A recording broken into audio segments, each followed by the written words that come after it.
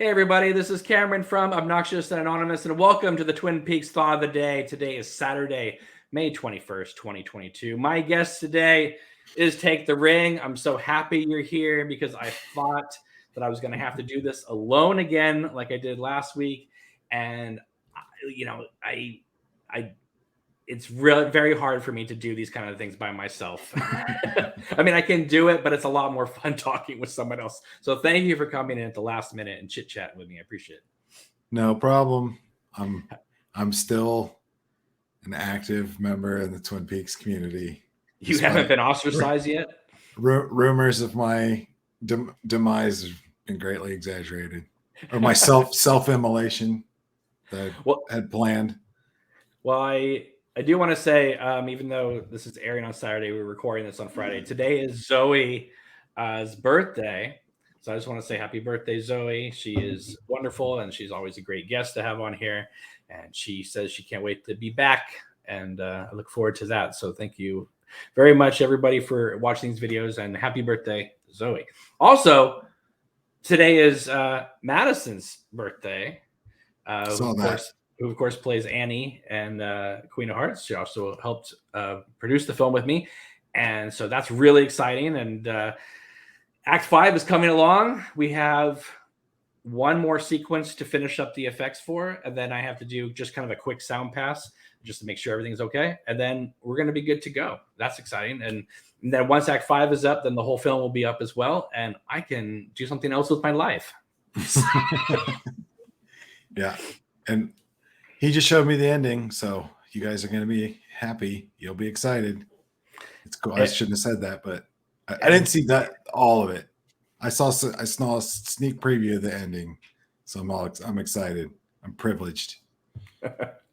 Everybody dies. All right. All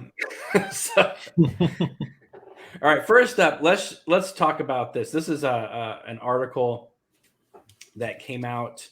I don't know if like a few days ago. I haven't even read it yet, but I just figured we could just quickly go through it.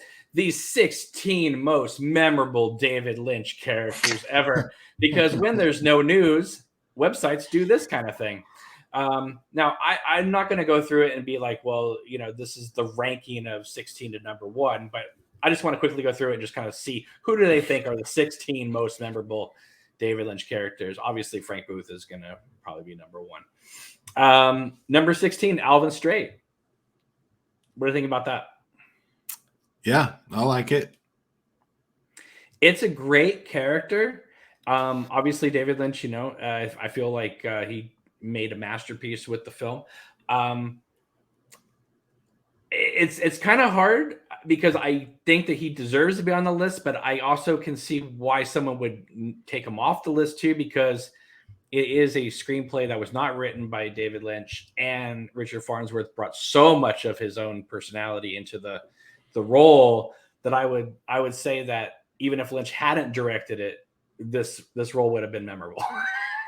If Richard Farnsworth had played this in a Terrence Malick film or something. Yeah. So I can see either way, but it's always great to see him. All right. Nikki Gray Sue Blue, Inland Empire. What do you think? My argument would be, I'm not even sure of any character Laura Dern plays in Inland Empire. So how can I say it's a memorable character? Well, that's my only thing. So I have not been in a hurry to go see the new remaster, and the only thing I can say that I when I first saw Inland Empire, all 3 hours of it, I said, I'm not sure what that was, but Laura Dern was great. So she is memorable in that film, but if you watching it again and kind of thinking about it's a fragmented. She'd be like watching The Return if there was no other Twin Peaks episodes and it was just season 3, and you're like, well, my favorite character is Dale Cooper. It's like the guy that's in the lodge at the beginning, but not Richard at the end. But I mean, he's kind of Cooper. It's definitely not Dougie. It's not Mr. C. So it's yeah, he's in it. I mean, Cooper's in it, but Is he in it? It's 18 hours of not Dale Cooper, but you could argue that it's all about Dale Cooper. So that's kind of where I put Laura Dern in Inland Empire. It's like, yeah, she is amazing, but who is her character? Like, what the hell's going on in that movie? I don't know. But yeah, it's fine. I think I would have loved it at the end of The Return if it had cut to, that girl inside the motel room watching it and just like crying because she didn't get to see Audrey and Dale Cooper. Yeah. All right, let's move on. But she's great. I mean, she's great. I don't. Oh, the babies. These lists are just ridiculous. No, but you know what though? I do agree with this. This is a memorable character that only David Lynch would put on film. I mean, fair enough. Like character. I mean, there's no character. That's what I'm saying. He's a character, but there's no like arc except. Well, that's what I don't. Why 16? Why 16? Most memorable? How do you define memorable ever? I mean, the baby might as well be the grandmother, right? You know, nobody's seen. Might as well be the kid. Yeah, well, that's what I'm saying. It's like, well, might as well be the kid from the alphabet. Or hey, what about Michael Jackson? What about Michael Jackson in the Dangerous video? What about that? That's a great. He's number one for me. David Lynch. Well, Chris Isaac in the Wicked Game video. Yeah. There you go. On his guitar. Memorable character. Yeah, that's fine. It's cool. Whatever. I'm always disappointed when obviously I like Wicked Game is a great song and I love it in Wild at Heart, but that video, of him just like Chris Isaac just sitting there strumming on the guitar with the clips of Wild at Heart. Like, I'm glad, they did it. It's great. But like, I really wish Lynch had done the one with the girl on the beach with Chris Isaac. I think that. Well, yeah. So what's funny is I didn't see Wild at Heart right when it came out. I think I was like 10 or 11 or 12. Right. But everybody knew that. I never even saw the Lynch video. The video that was on MTV 18 times a day was the supermodel on the beach one. Yeah. So I just, and I'm like 12 years old. I'm listening to like Guns N' Roses and Metallica and stuff. I'm like, what is this crap? This is like croony pop music, poppy crap. Like, who is this for? Like, what is this? But then it was like a couple years later, I saw Wild at Heart, and then the video was on the end of the VHS tape. If you remember, at least the copy that I rented, you could watch the movie, and then his video was on at the end. Okay. And by then, I was a little bit older, and I'm like, oh, okay, so this is like a Roy Orbison kind of like, and then it works in the movie. Sure. As a song. So I did fall in love with that song and Chris Isaac through Wild at Heart. But that was a couple years later. When that song was big, it was him rolling around on the beach with a supermodel. And right. I thought it was just the worst song ever. That was the stupidest thing I'd ever seen. It's like, this doesn't rock. What's up with this? But yeah, anyway. Well, but then he appeared in Fire Walk with Me. So there it is. Right. Yeah. And Silence of the Lambs. Well, of course. Killer Bob. 13. That would be in my probably top 5. I mean, that's nightmare fuel right there. That's the most violent thing that's ever been on TV right there. That's like the most. I mean, that's all it's not all of it, but like the. Okay. Bob is obviously completely memorable, but I will say this, that whenever they gave Frank Silva a tremendous amount of dialogue, it diluted the character a bit, which I think is why, if you read the script of Fire Walk with Me, Bob talks a lot in the script, and they really tone that back. Like, for instance, when Laura and Ronette are in the back of the club, right? And that giant white light comes on Laura, and when she sees Donna, and then she goes, no, right? Well, there's a pause there with the white light because Bob's voice says, look what I can do to your friend. Right. And then she screams, no, but they cut out that line. They cut out a lot of other dialogue. I mean, obviously there's a lot more dialogue in the missing pieces. But like once, like we joke around with him going, Coop, what happened to Josie? That. Yeah. Like I love all that stuff, to be honest. But I do understand when people say the more Bob, it diluted the character a bit. I understand. first of all, then the baby, like, come on now. And I guess that's why Bob and the baby are towards the bottom of the list. But like, yeah, there's I call it the Boba Fett effect, which is ironic, which is why I'm not so into the new. Like, Boba Fett was cool. The reason everyone loved Boba Fett because he was that mysterious guy, mysterious evil bounty hunter that took down Han Solo, and he's in The Empire Strikes Back for like 2 minutes. But his outfit is awesome, and he took down Han Solo, and he doesn't answer to anybody, and he plays by his own rules, and he's got a cool spaceship, and he's on screen for less than 5 minutes, and everyone's like, oh man, who's that? What's Boba Fett? Like, who is that guy? And like, that's how I describe a lot of characters in movies. And I would agree, Bob would be the same. If you had an episode where like, we're just going to follow Bob around, he's going to show him in the woods and we're going to walk around. But it's no, like, he appears in visions. He appears in flashes. He's only, I think he's on screen for random 10 seconds, random 30 seconds, But that's why he's terrifying, and that's why he sticks in your mind, Well, it's like that. Okay, like, after the third or fourth time of Leland, playing with his tie in the mirror, it's kind of like, okay, we get it, right? But like the memorable moment, of course, is when there's a lot of them. But when Maddie's sitting in the living room, right, and he walks into the frame and in the back of the room, and he comes towards her and crawls over the couch. Oh yeah. Him walking through the kitchen is fantastic. Him stepping over the couch is fantastic. That's nightmare fuel. But right there, it becomes a little silly again. That, like, as he gets closer, and then his head goes right into the camera frame. It's just like, okay, like you had me there. It was totally perfect. And then it's just kind of like, it doesn't cross the line, but it's just kind of like, you can see how Bob is a very, very delicate character. It's like when Spielberg said about Jaws, he'd say, for 15 frames, the shark looked great. At 19 frames, it looked like a giant turd. Yeah, right. So you have to like just be aware of like just how much you're showing. And because honestly, Frank Silva wasn't, I mean, he says he was an actor, but I haven't seen him in anything else other than Bob. He's a new actor. So it's kind of like, and different directors were having him try different things. And so there's not really a consistent version of evil. Yeah. But definitely memorable. I mean, absolutely. If there's going to be a list like this, he's going to be on there. All right. Betty and Diane. I would say yes.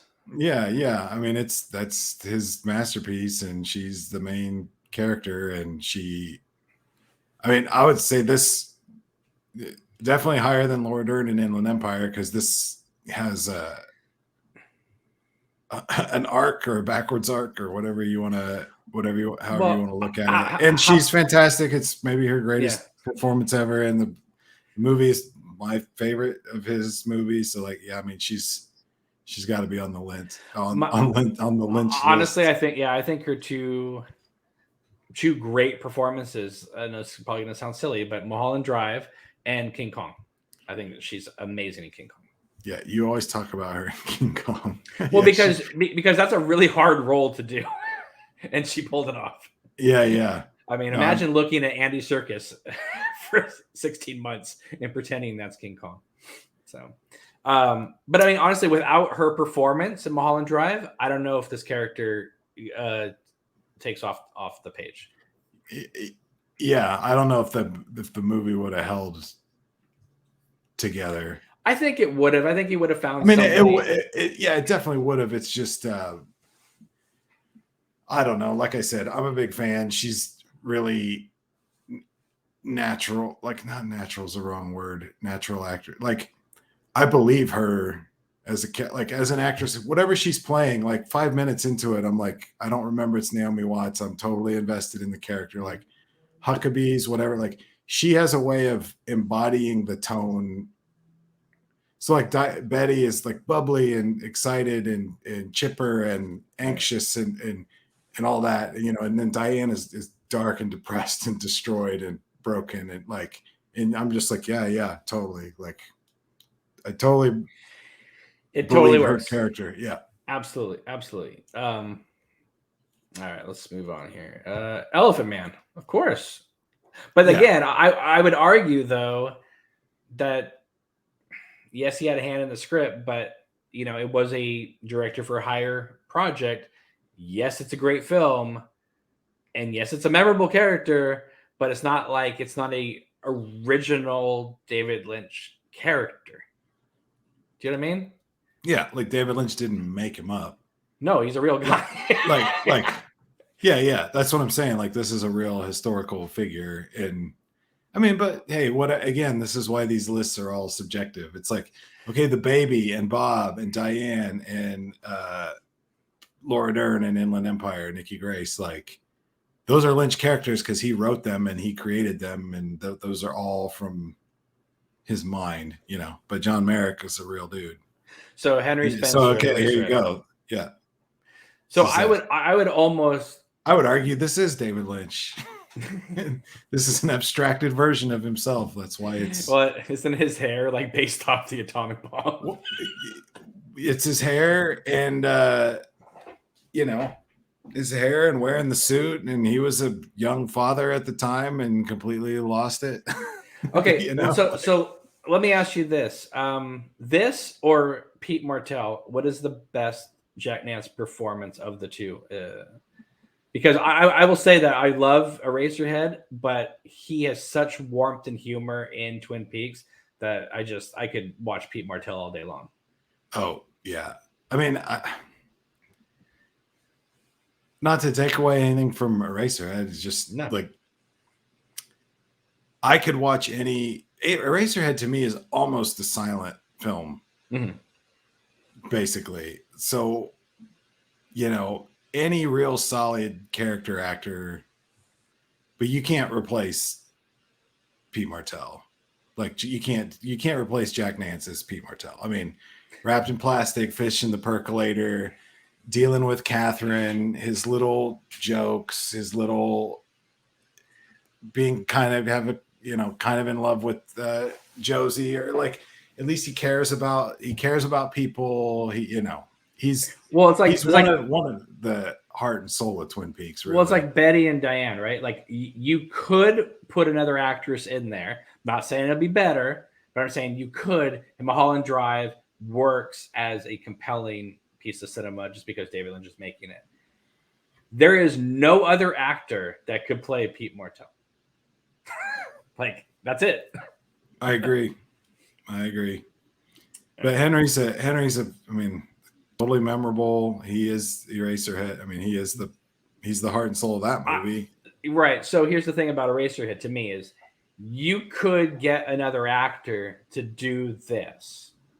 I mean, because Henry is kind of a blank slate in a lot of ways, right? You could get another actor to do Eraserhead, and it would still be a compelling, great film because David Lynch is doing it.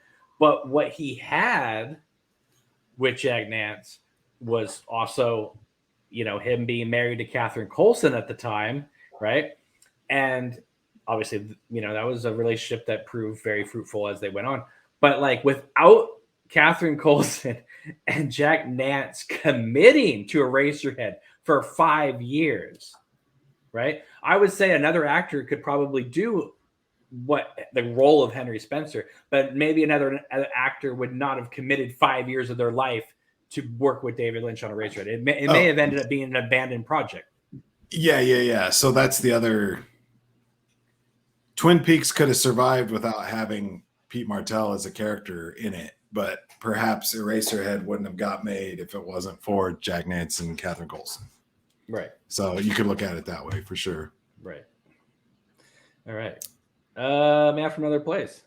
So memorable that Lynch turned him into a tree. Yep. But he is a memorable character, absolutely. Yeah, and Gordon Cole, I guess. Sure. I guess. Obviously, it's a memorable character. Twin Peaks is full of I would say, is there really anybody in the original 2 seasons of Twin Peaks that's not memorable? Yeah, I was going to say like Hawk, Andy, Lucy, Cooper, Truman, Leo, Jacques, like who's not Doc Hayward. Doc Hayward, who's like, I realized like every scene Doc Hayward is in, he drops a one-liner. And it's usually like real subtle and like it's not, sometimes people don't laugh, sometimes people don't react. Mm-hmm. Sometimes it's totally like an audience moment. But over the years, the older I get, like Doc Hayward's like my favorite character. Well, that's the thing. It's like right.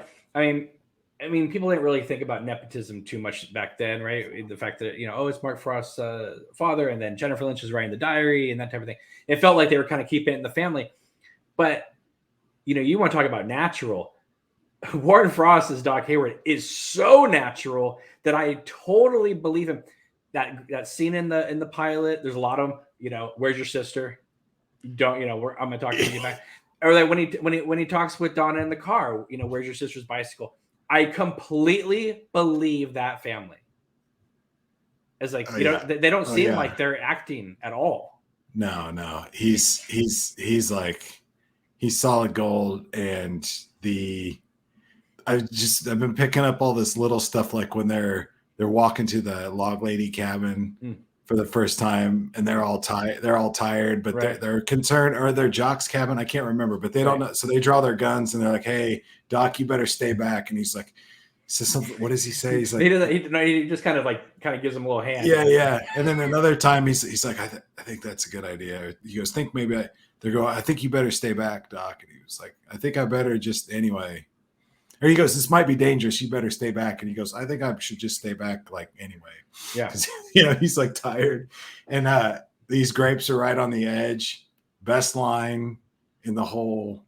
I probably saw that show. I probably saw the season 1 or 2. I probably saw the original series 3 times before I even noticed that. He's like, he's feeding the bird. And he's like, do you have any apples? Like something crispy. He's like, these grapes are right on the edge, meaning like, right. They're like, they're a little too soft. Like And Lynch is very, he's a very classical, like writer, filmmaker, where he doesn't really draw on like current trends. Because if you look at like Blue Velvet, it could be any time. It could be modern. It could be the past. It could be, and there's nothing that really draws you to go, it's definitely 1986, right? Right. But but in an episode that David Lynch and Mark Frost wrote, there's a scene where Donna's on the phone with James and Doc's in the back in the kitchen. Donna, who ever heard of diet lasagna? Oh. Right. And it's like, that was a current thing, was like food was changing and stuff like that. Yeah. It just makes me howl. And of course he is the one that awards, Annie Blackbird, the Miss Twin Peaks. So But like even when they give him, they're like, oh, he can handle this. They can handle some. So they gave him the big dramatic arc at the end of season 2, dealing with Ben and Eileen, all that. He's great as that too. It's like, I'm glad he showed up in season 3 in The Return. Super happy about that. Sometimes I just kind of wish that they had made The Return 10 years earlier, where we could have gotten Catherine and Doc Hayward in it more. But he's a fantastic character. So it's like Gordon Cole. Obviously, Gordon Cole is great, but there's a lot of great characters. Wait a minute, real quick. That's something. Speaking of the fact that he's in The Return for that 5 minutes, and he tells a joke. Right. Remember, he tells the joke about the catching the fish in his pajamas or whatever. Right. That's when I realized, and going back and rewatching it, that's when it made me click. Like, oh my God, like he's kind of been comic relief the whole time, but it's been so like understated. Like literally every scene in the original series, he drops a joke. So it makes perfect sense that if he's doing this one scene in The Return, like he drops kind of a little joke. And then also, I don't know if you saw this, but did you see my catch the other day on Twitter? Because I'm editing my next video, and there's a scene in the episode 7, the final last evening, or the Mark Frost directed season 1 cliffhanger. Right. And Jacques is in the hospital. Right. And I caught Mark Frost is doing ADR with his dad. So his dad is kind of having a one-sided monologue with an extra standing next to him. And I'm listening to it in headphones because I'm editing. I'm like, holy crap, that's Mark Frost's voice. So it's Mark Frost edited in dialogue going back and forth with his dad. Right. And I clipped that and I threw it on Twitter. I was like, hey guys, I think that Mark Frost did some ADR in this episode. Mm-hmm. And he retweeted it and said, this is the only time I acted with my dad. Wow. That's fantastic. He said this is the only time and then John Thorne chipped in and said, I never caught this. This is a good catch. And then I replied to John Thorne. I was like, this is definitely ADR'd because he's kind of talking to himself, but there's like an extra standing next to him. And I was like, I think maybe to just like kind of keep things moving, they just cut in this ADR and made it sound like a back and forth. Because it's Mark Frost off camera. The guy standing next to Warren Frost is an extra. So I made this comment like, this is what I think's going on. And he liked that comment too. Mark Frost did. Right. So Mark Frost liked that comment, retweeted it and said like, even though he's not standing there next to him, this is the only time I acted with my dad. So I thought that was cool. So I'm glad that we took David Lynch's thunder, stole David Lynch's Gordon Cole thunder and talked about Warren Frost instead. Well, so moving on. Well, it's interesting though that like because Mark Frost, wasn't. Well, we're going to get into Firewalk with Me in a few minutes, but it's interesting that Mark Frost wasn't a part of Firewalk with Me, but Warren Frost did come back to shoot. Hayward scenes. So obviously, it wasn't like a tremendous amount of bad blood happening if Warren Frost is showing back up. Well, and then hey, sorry to bring this up, but Talking Backwards interviewed Heidi. She says when she got called back for a Fire Walk with Me, at some point, she could be wrong or misremembering, I don't know, but she says in this interview recently that in the process of her coming back as Heidi for the shots for Fire Walk with Me that obviously didn't make the theatrical cut, but now she's in the missing pieces.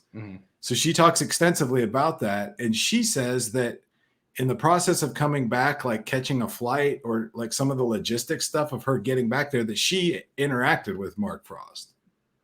So I don't know if she's remembering the wrong guy. I don't know if she's misremembering it from the pilot, but in the interview, it sounds like Mark Frost maybe wasn't as distant. Obviously, he didn't write it. Obviously, he didn't shoot it. Obviously, he was off doing his own thing. But maybe Lynch Frost Productions were still. Yeah, but from what I understand, he never showed up once on the set. No, I agree. I know that. I know all that. But I thought that was an interesting tidbit. So, and she is in the theatrical cut. She's got one cutaway. When the bloody nose is in there. Yeah, in the theatrical cut. Okay, yeah, I thought for some reason. It's not as lingered on as in the missing pieces. As the missing pieces. Because the missing pieces is just the wide shot, right? It's the wide shot, but there is but what it does is it cuts to a close-up of Heidi holding the nose, and then it pans up to Laura coming out from the back with the tray. So what they did was they started the scene with Laura coming out with the tray and then cut back to the front part of the shot for the cutaway. So they just put it together backwards. Like so much of Fire Walk with Me is backwards. All right, so let's just finish these up. Lady in the Radiator. So we're just going through all of Eraserhead's characters.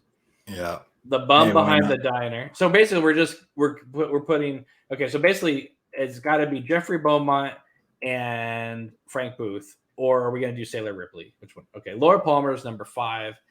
Obviously that is a given. The Mystery Man on Lost Highway. So basically, I don't know. To me, it's like if you gotta kind of pick Mystery Man or a Man from Another Place. I mean, it's like I don't know. To me, it's like we're basically doing this similar characters. Yeah, but he's memorable. Yeah. Absolutely. Yeah, scared the crap out of me. Still does. Never mind the real life ramifications of this dude and all that. Like he still terrifies me. So we've talked about this before. Lost Highway is a little slow. We've talked about how you think it's kind of slow, and we've also talked about how it's also. And I agree with you that it's a little dated because of the soundtrack. It's definitely definitely of its time. Yeah, sonically or like musically. I mean, visually, it's like Blue Velvet. It could be the 50s, could be the 70s. It's kind of all over there. all over the But place. Let me just throw one thing out though. That because Lynch wrote this with Barry Gifford, just a few years earlier, that pilot for Hotel Room came out that never went to series, right? If you watch the Hotel Room pilot, it's the Lost Highway pace. It's the tone. So I felt like Lynch and Barry Gifford. I'm not saying Lost Highway is slow as in like agonizing, like, oh God, it's just horrible. But it's like it's very much like the opening of Fire Walk with Me in the Deer Meadow Hotel Room. It's that kind of leisure paced. Oh yeah. It's not Wild at Heart, Blue Velvet paced. Yeah, no. You don't even know what. That's the thing. It reminds me of a 70s movie where, or maybe even like an old Western where it's like, the first two acts, like it's all just character development. Like you don't even know what's going on. And then at the end, it's kind of like everything kind of like comes together and you're like, oh, okay. I kind of have my own idea what's going on. Here's my hot take though. I like this character a lot. My hot take is this. I really think this should have been the only scene the character showed up in. If he had just said, have a good night, and turned around and walked out of the party, this would be like the cowboy, right? Comes in, steals the movie, walks out, and you're like, wow. But the more we see of him in the movie, especially when he's like holding the video camera and all that stuff, I kind of tune out. I'm like, I feel like I've seen this character way too much now, and he's not as powerful as he was. He owns this party. He owns this room. The whole party sound drops out when he walks in and then walks out and the party comes back. It's an incredible performance. And I would almost argue if it had just been this scene alone, because of the Judi Dench thing and Shakespeare in Love, I think that he could have got an Oscar nomination for this one because it's that good. It's that good. Yeah. I kind of agree. I would agree a little bit. Although when he's walking at him with the thing in the desert, that's pretty creepy. I love that. But I had just seen Hellraiser 3, which kind of had a similar. Right. Yeah. That was just. I was like, oh, that's so weird. It's totally just like Hellraiser 3. But crap, I lost it. Oh, when she turns over in bed and his face is superimposed on her face, like by that point, you're just like, all right, okay, I get it. Yeah. Okay, Bobby Peru. Okay, yeah. Sure. I would say yes. This is obviously a David Lynch. It is in the book, but this character traits is David Lynch. Like he brought it on. Yeah. I mean, the character isn't really described very much. They call him, the archangel in Wild at Heart, but this whole look and the teeth and all that's all David Lynch. So, all right, so we got two more. Frank Booth, obviously. What's number one going to be? Cooper. / Ducky Jones. Okay. I mean, obviously, Cooper is like a great character. So it's like, is that why they didn't include Jeffrey Beaumont? Because it is sort of an extension. I would almost say number one, Jeffrey Beaumont / Dale Cooper, because that is the prototype of Lynch's characters moving forward. And no Sailor Ripley. That's interesting. I would have thought that Sailor Ripley would have been on this list. Well, Sailor, no Grace Zabriskie from Wild at Heart. No. Wait, where's Frank Booth? Did I miss it? He was number two. Yeah. Okay. All right. Well, at least he's on there. Well, he has to be on there. Yeah. I mean, he has to be. It's just, again, like, so tomorrow I'll just wake up early and I'll make my clickbaity. Please put put Lester from On the Air as number 4. Right. Well, dude, Albert. Oh yeah, absolutely. Albert beats Gordon Cole any day of the week. Thank you for reminding me. Warren Frost even gets into a scuffle with Miguel Ferrer in the autopsy, the back room. He grabs him. He grabs Albert by the throat. Yeah. It's Yeah. amazing. Yeah. No, that scene's great. Absolutely great. But yeah, I mean, it's tomorrow I'll put out my clickbaity top 47 great David Lynch characters. And I'll just have like, because I mean, like the character behind the dumpster, yeah, that's the scariest scene in cinema history, in my opinion. But for me, it terrifies me every time. I know it's coming. It's the perfect scene, scares me to death. But I mean that's 4 seconds of screen time. They might as well have put the angel from Fire Walk with Me. Well, that's what I'm saying. Yeah, it's like, okay, well, the angel from Fire Walk with Me. I mean, the jumping man, dude. Mm-hmm. You're gonna go dumpster guy. You might as well put the jumping man on there because he's creepy and weird. So they can say Sarah Palmer / Judy / jumping guy because she was awful. Yeah, and what about I mean, Sam Stanley, dude, Chet Desmond, both of those guys are great. It's tough. Like you said, Twin Peaks, like almost every character is. Oh, Jacoby. Oh yeah, especially with Dr. Amp and the new stuff. Like Jacoby's he's way up there. The greatest scene of Jacoby is when he's interrogating Bobby in season 1, and he gets Bobby to open up, and he's just playing Bobby. Like, did you ever think that Laura thought that you were basically a scumbag?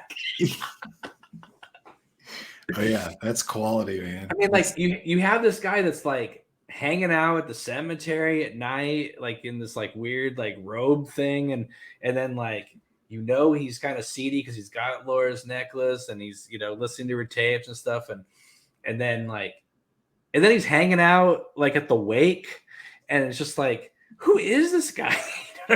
It's like, and he goes in vacations in my neck of the woods because he says he's going to Pebble Beach, and that's like 10 minutes from my house. So, yeah, and then for one scene he's got a Hawaiian bride, and then we never see her again. Right, he's married to a Hawaiian lady, and hang loose, Howie's. I love it, and then then he goes and sleeps with Lana in season 2. Does he? He doesn't sleep with Lana. Oh yeah, I mean that's suggested. No. He goes, I've spent some quality time with this young lady, and I guarantee that she's not as evil as you think. It's like, yeah, I bet you spent some quality time. Like everybody in the show, all the guys at the end of season 2 are spending quality time with Lana. But I don't know. It's just innuendo. It's suggested, but it's just funny. Like he's at the end of the day, that's the one thing I like about Lana is that she proves that all these dudes are just a bunch of sleazy horn dogs at the end of the day. Like Jacoby's like, yeah, like you think he killed Laura Palmer. He's a sleazy kind of weirdo guy. But then you turn out like, oh, well, he's actually just more of kind of like this hippie doofus. And, he's all right. And then by season 2, he's like, nah, he's still kind of, even in the pilot, and then he goes Alex Jones in season 3, right? But the pilot, the first time we see him, he's got like earplugs in his ear. Oh, yeah, right. And then they gave him the whole dyslexia glasses and stuff like that. All right, let's move on. I thought this was really cool. Okay. You're talking about Twitter. This is pretty cool. Fate Colossal dropping bombs this week here. Oh, dude, yeah. With this one right here of Laura touching her nose and the Wizard of Oz touching his nose, saying Laura Palmer touching your nose in the Red Room. And the Wizard touching his nose in Emerald City. Basically, he actually talked to me because there was a back and forth going on with stuff, and he was basically saying like he wants to get ahead of what he thinks the Oz Lynch documentary is going to be, and so he wants to kind of pull this out. And this, honestly, I will say this. Every time I've watched the dream sequence, whether it's in the pilot, the international pilot, or on the series, every time Laura touches her nose, I always think that like the shadow on the curtains at the back, right? I've always thought, oh, that's Waldo. And when she touches her nose, I've always just naively just said cocaine. right? Cocaine, yeah, it's Because cocaine. like dreams aren't always what you're gonna find out. It's also stuff you know, and Cooper already knows that she's a cokehead, right? So I thought, okay, this is like letting him know, yes, this is me, this is Laura, right? I mean, Lynch isn't gonna ever tell anybody what this stuff is, but I've always just assumed that's what it meant. And I'm not saying it could mean different things for different people, but finding these things from the Wizard of Oz, this is some great stuff here. Oh yeah, because it's fantastic. I've never even. Why would I even think about this? But I mean, like, obviously, Lynch and the Wizard of Oz, right? Dorothy going back to Blue Velvet, right? Obviously, Wild at Heart is basically a remake of the Wizard of Oz. So much so that when Lynch says "Wild at Heart," Wizard of Oz, right? Anyway, so and he's been finding out that so many of the actors that Lynch has worked with. Obviously, there's always a 6 degrees of Kevin Bacon type of thing, but a lot of them have done Oz biographies or the story of Judy Garland. The fact that the Judy Garland movie, yeah, Judy Garland's real last name was Gum, and the fact that the little man says that gum you like is going to come back in style, right? It's just kind of like, again, it's this. Yes, you're finding all these coincidences, but when do they stop being coincidences? Right? Because like you do think about that gum you like is going to come back in style. That is a very, very odd thing to say. So much so that ends up being the last clue that is deciphered by Cooper, and it's a throwaway one. Yeah, and it ends up not being anything really. I mean, sort of, but I mean, it's Leland's favorite gum, but at the same time, they're like, it's almost like, well, we had to get that last one out, so we'll just have him get offered a piece of gum and have Leland comment on it, right? And that's going to be the moment where Cooper realizes, aha, it's Leland Palmer. So I retweeted a fake Colossal tweet this week. I know you did. I got it. I'm pulling it up. Okay, you got it. Okay, cool. I have it pulled up. So give me a second. I lost my mind. I'm like, I am totally stealing this. This is gonna be in one of my videos at some point. So you wrote damn. And basically Glenda's saying, remember, never let those ruby slippers off your feet. And then Jeffrey says it's slippery in here. Yeah. So basically, you know, again, it's like you said, at what point does it blah, blah, blah. But the fact is the connection there is amazing. It's like, it's slippery in here. You thinking, I mean, it does work. My take on that was like, well, he's in between time and space. Like Jeffries doesn't even really exist. He's more like energy or smoke, or he's like, he's in the future. He's in the past. He's incubating in this machine. Like it's slippery in here. Like, my mind is slippery because remember he talks to the one Cooper. He talks to Mr. C saying things he probably should say to regular Cooper. And then he says stuff to regular Cooper that makes more sense in the Mr. C conversation. You remember my Philip Jeffries video I edited, I switched the dialogue and the scenes make more sense. If you swap the dialogue between Mr. C and Cooper with Jeffries. So I always thought it was like, oh, he's disjointed. His mind is slipping. So it's slippery. But Fake Colossal's like, or it could be like the Ruby Slippers because, you know, they send you back in time, like, you know, because it's like time travel and like Jeffrey's like, it's slippery in here. And then he sends Cooper back to, you know, Dreamland or whatever. So it's kind of like the slippers are kind of like how Dorothy gets from the real world to dream world. You're going to slip between reality and the dream world by using the slippers. And he's like, maybe this is why Jeffries says it's slippery in here because that's basically what Cooper did. I'm like, wow, that is awesome. That's a great observation. Every once in a while, somebody comes out with something that just literally blows my mind. Because a lot of these things, I kind of take at face value. And yes, I know there's a lot of things here, you know, that you can draw from or think about. But a lot of it's like if I don't spark to it, I just kind of take it at face value, you know. And if people want to say, "Hey, check this out," cool, I'm happy to look at it. But when you start showing me things like this, or like, I mean, I know it's not Cheryl Lee and Phoebe Augustine, but like, you know, when they walk into the theater in Mulholland Drive, and Laura and Ronette are literally sitting there in the movie theater, that's incredible. And yeah. I know it's not the real actors, but David Lynch isn't stupid.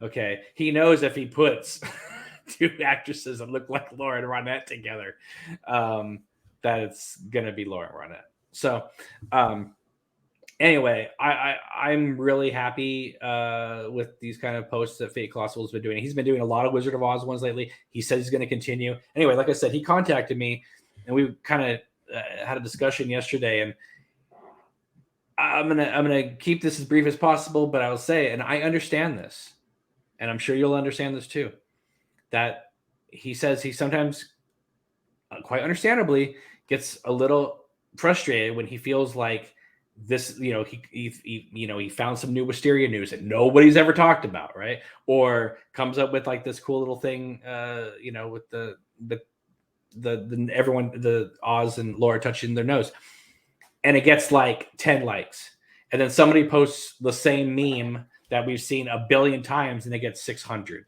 And I understand that's the nature of the internet, but it is frustrating. I understand that. And I just Dude. and I kept telling him, like, and again, he wasn't like going on and on about this, but I just said, listen, I really appreciate your posts. I know other people really appreciate your posts, and keep going, because when I wake up in the morning, I said, when I woke up in the morning and I saw the Oz touching his nose and Laura touching his nose, I gasped. Because I mean, it means something that means nothing, but it's a connection that is awesome. Yeah. No, I mean, yeah. How much time you got, man? I got plenty. But that's it. It's you got. You can't get frustrated. I'll tell him the same. He knows. Like, it's just like you can't get frustrated with that. You just can't. I think he's more frustrated with the fact that I don't think it's like casual Twin Peaks fans, but just Twin Peaks fans like everything Twin Peaks, and it's like he and I understand that, like, if you bring something new, maybe people are like, whoa, so it's not how I view things. He's not telling you like you have to view it this way. He's saying Wizard of Oz is one of Lynch's favorite movies. Okay, Lolita is one of Lynch's favorite movies. There are connections to both of those films throughout his entire body of work. Yeah. Well, hey, so like the Red Room, your background right there, he's got a tweet about the Wicked Witch of the East. Remember, she's wearing black and white striped shoes with the ruby red slippers, and it's like, but which totally makes sense. It's like, okay, well, if all of this stuff is in the Red Room, the touching the nose and the this and the that, and this is the dream world, and obviously Lynch is like, so you could just be like, okay, well, the Red Room is these the look of the Red Room is the socks and the slippers. But and I was just talking to you about this the other day. I'm a big advocate of Franck Bouleg's book, and Franck Bouleg points out that Lynch is also a big Jean Cocteau fan, and his movie Orpheus has a dream sequence with that chevron floor, and there's mirrors everywhere, and it's like kind of like a freeze frame of that is kind of a proto Red Room, and that can go back to like Eraserhead, because he comes out of the elevator and that's got the chevron floor, but you could tie that into this obsession with electricity and energy, and so you could build a whole. So at some point, I'm going to do a Red Room episode, like what I think all of this stuff is. But all of that is, it could be all of that. It could be none of that. It could be, the story is that he needed to come up with an ending for the international pilot. And I think he said he was outside and he was thinking, and he put his hands on the hood of his car, and it was really hot. And it, like, I don't know if it burned his hands, but it was really hot. And he just had this image of this room. Mm. So did that come from The Wizard of Oz? Did that come from Jean Cocteau? Did that come from is this an amalgam of all that stuff, or is it completely none of that stuff? Like, at the end of the day, it really doesn't matter. I think it's cool to explore it, but this dude is obsessed with death of the author. Like, David Lynch wants to be dead, and us discussing this 100 years, people discussing this 100 years from now, like, it's going to be totally subjective. There'll be people, assuming the human species is still around in 100 years. That's different. That's a different hot take of mine, but you know what I mean? Like, you know, like, people will be discussing The Wizard of Oz forever, as long as humans are around. And hopefully David Lynch films as well. And so this is cool to be able to. That's why I like Frank Bouleg. That's why I like Fate Colossal. That's why I like Dr. Hawk. That's why I like you and other people that are just like doing the hard work of, like, I mean, it's fun. It's not work, but it's just like, let's find different connections. Let's dig into some source material. Let's find some random Mark Frost quote from 30 years ago that might explain something in one of the episodes. And like, for Stephen Miller, like, and 12 Rainbow Trout on Instagram, like, let's find the little Elvis figurine from 40 years ago, where this came from. And like, why not? Like, this is cool. Like, yeah, I mean, like, I remember in 2018, right after the return was over, and I think I said something on a video or Twitter. I can't remember, but I said something like, you know, can we find new things to post? Can we, you know, there's a lot of observations we could make. There's a lot of things. Can we not just post the same GIFs, the same memes, the same stuff over and over again? And I got tremendous pushback saying, like, you know, just let people post what they want to post. I never said you couldn't post that, but can we, for every one you post, can we do maybe 2 or 3 original ones? You know, just kind of, let's mix it up so that, you know, we can keep feeding our brains as opposed to the same images we see over and over again. You know, I mean, yeah, this could get into a big topic as well, but I feel like we as Twin Peaks fans are very intelligent, and we have a lot to give if we apply ourselves. Like, Twin Peaks is one of those things, like a lot of David Lynch's work, like Kubrick's work, where the more you put into it, the more you get out of it. And if you're just posting the same coffee pie memes all the time, then it's a very superficial kind of just, hey, friendly, hey, you know, we're friends because we're all Twin Peaks fans. Or are we deep dive, you know, hardcore explorers?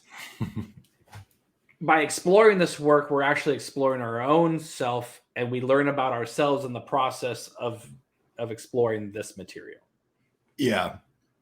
I mean, and you know, I experience the whole spectrum. Like, I hardly ever post on Facebook in Twin Peaks groups and things, and I have nothing against any of that stuff, but personally, it's like, hey man, I just spent the last like 2 years making this video or documentary or whatever, and like the Palmer House video, I'm still slightly not angry, but just disappointed that because the 3 Days in Twin Peaks video did really well. Of course, we're in the middle of the pandemic and no one was doing anything, so that was kind of like, I think that was kind of like right place at the right time.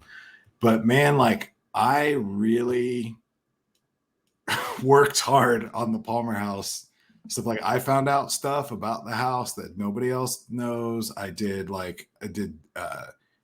that's the best interview with Mary Reber that's out there, in my opinion.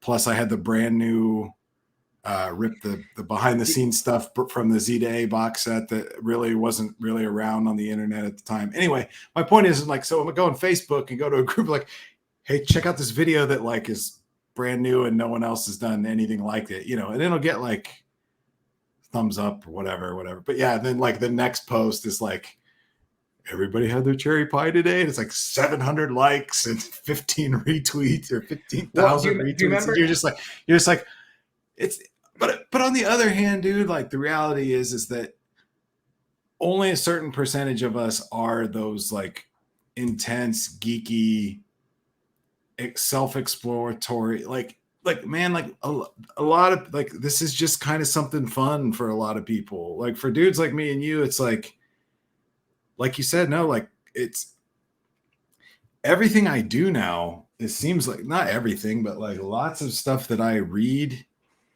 and a lot of my interests and stuff have origins in Twin Peaks. And it's because it's like, oh, I'm making these videos, and then but I need to know about X because I'm going to mention X. So I need to understand X. So I'm going to go read a book about X. And then that leads to another. But so now I'm like down some rabbit hole that I never thought I'd ever be interested in or whatever. And it's because, oh yeah. Cause remember like 3 years ago, you were researching that one thing for that one video you were making.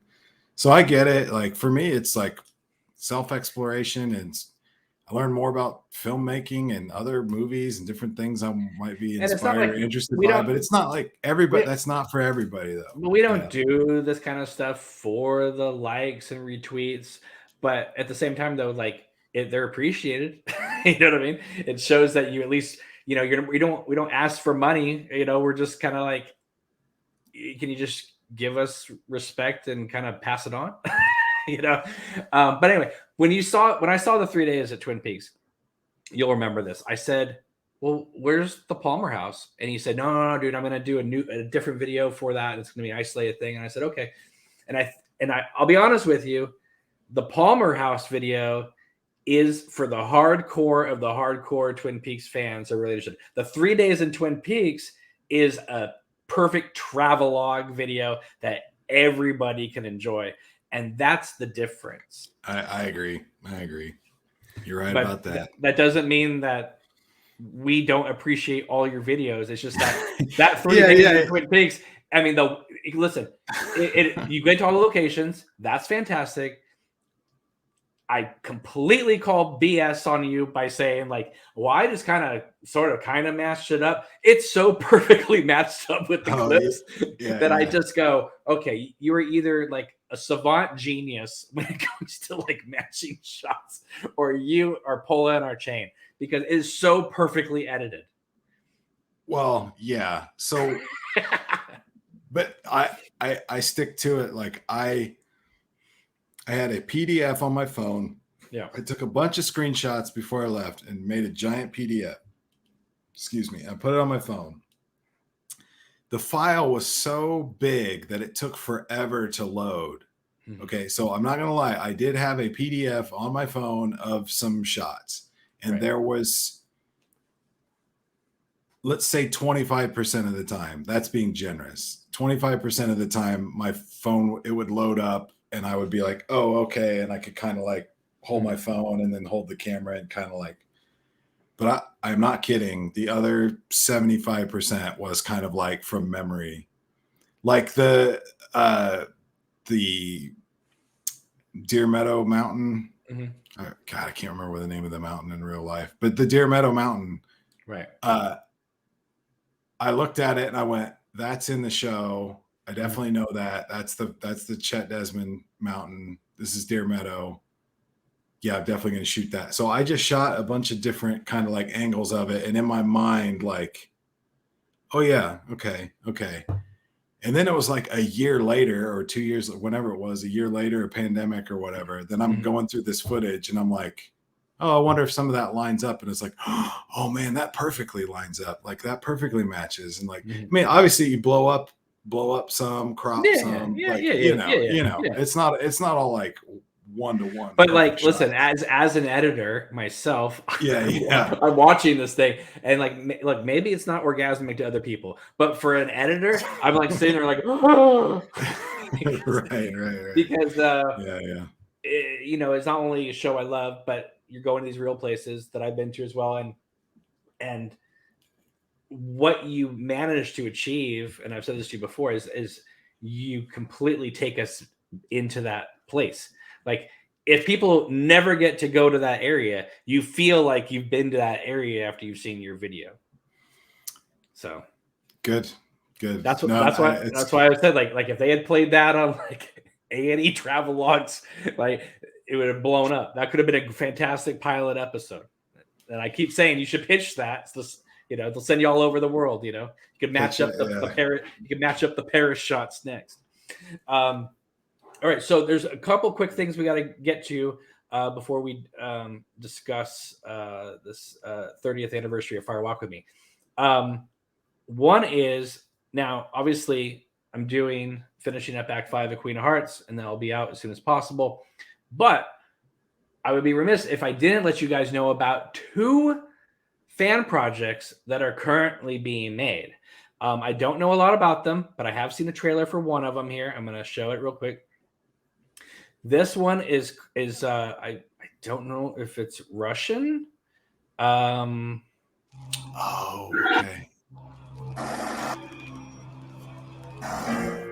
You're a night lilac,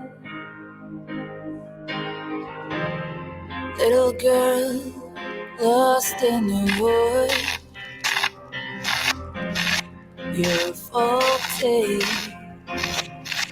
the unexplainable. Я просто тоже видел что-то подобное.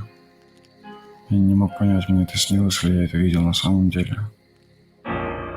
You're a bedtime story,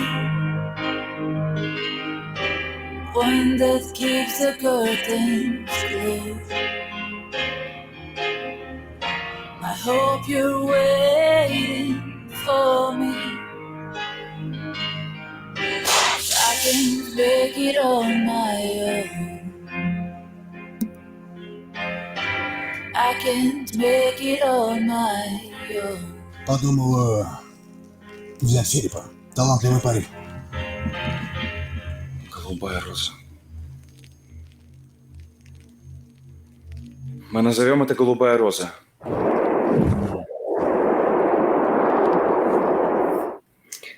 Well, that's exciting.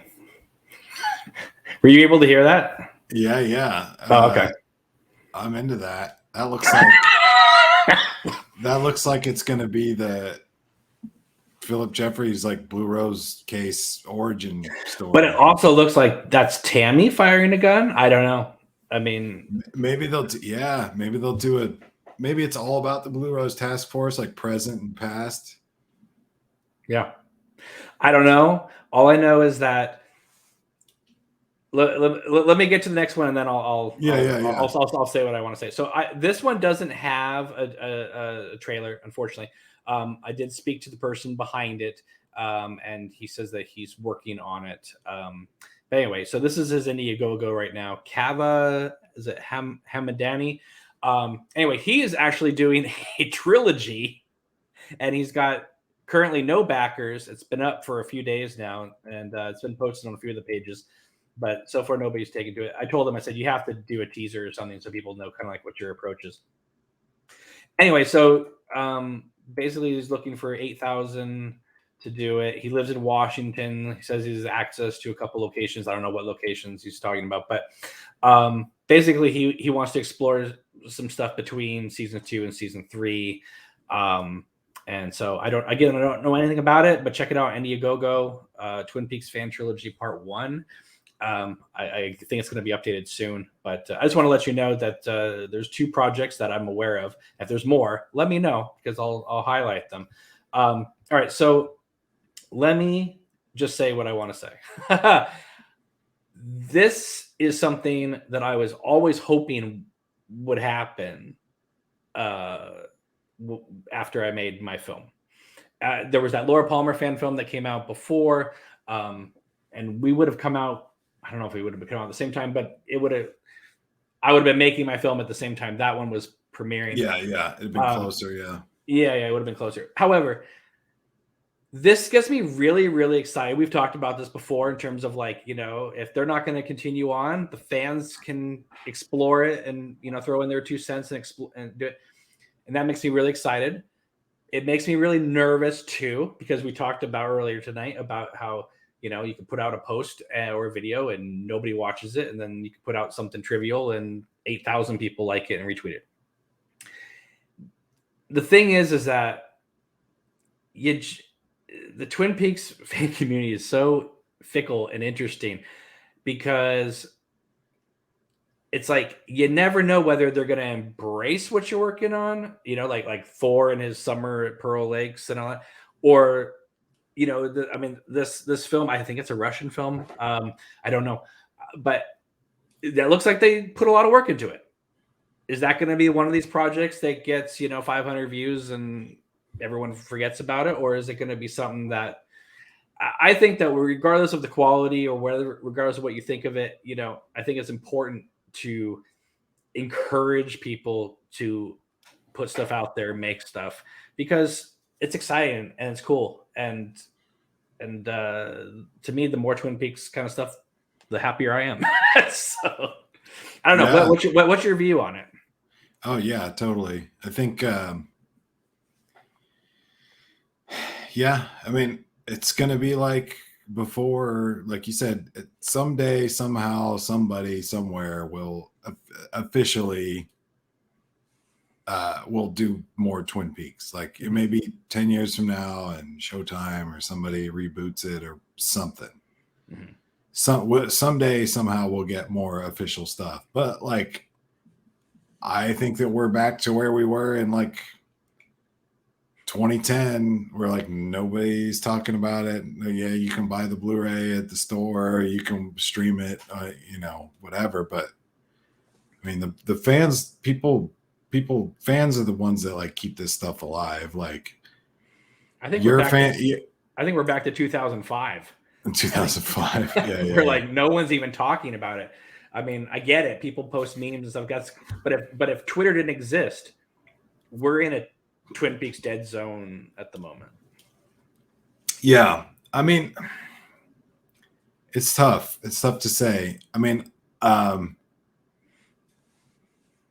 you're getting views on your movie. My last video is doing okay.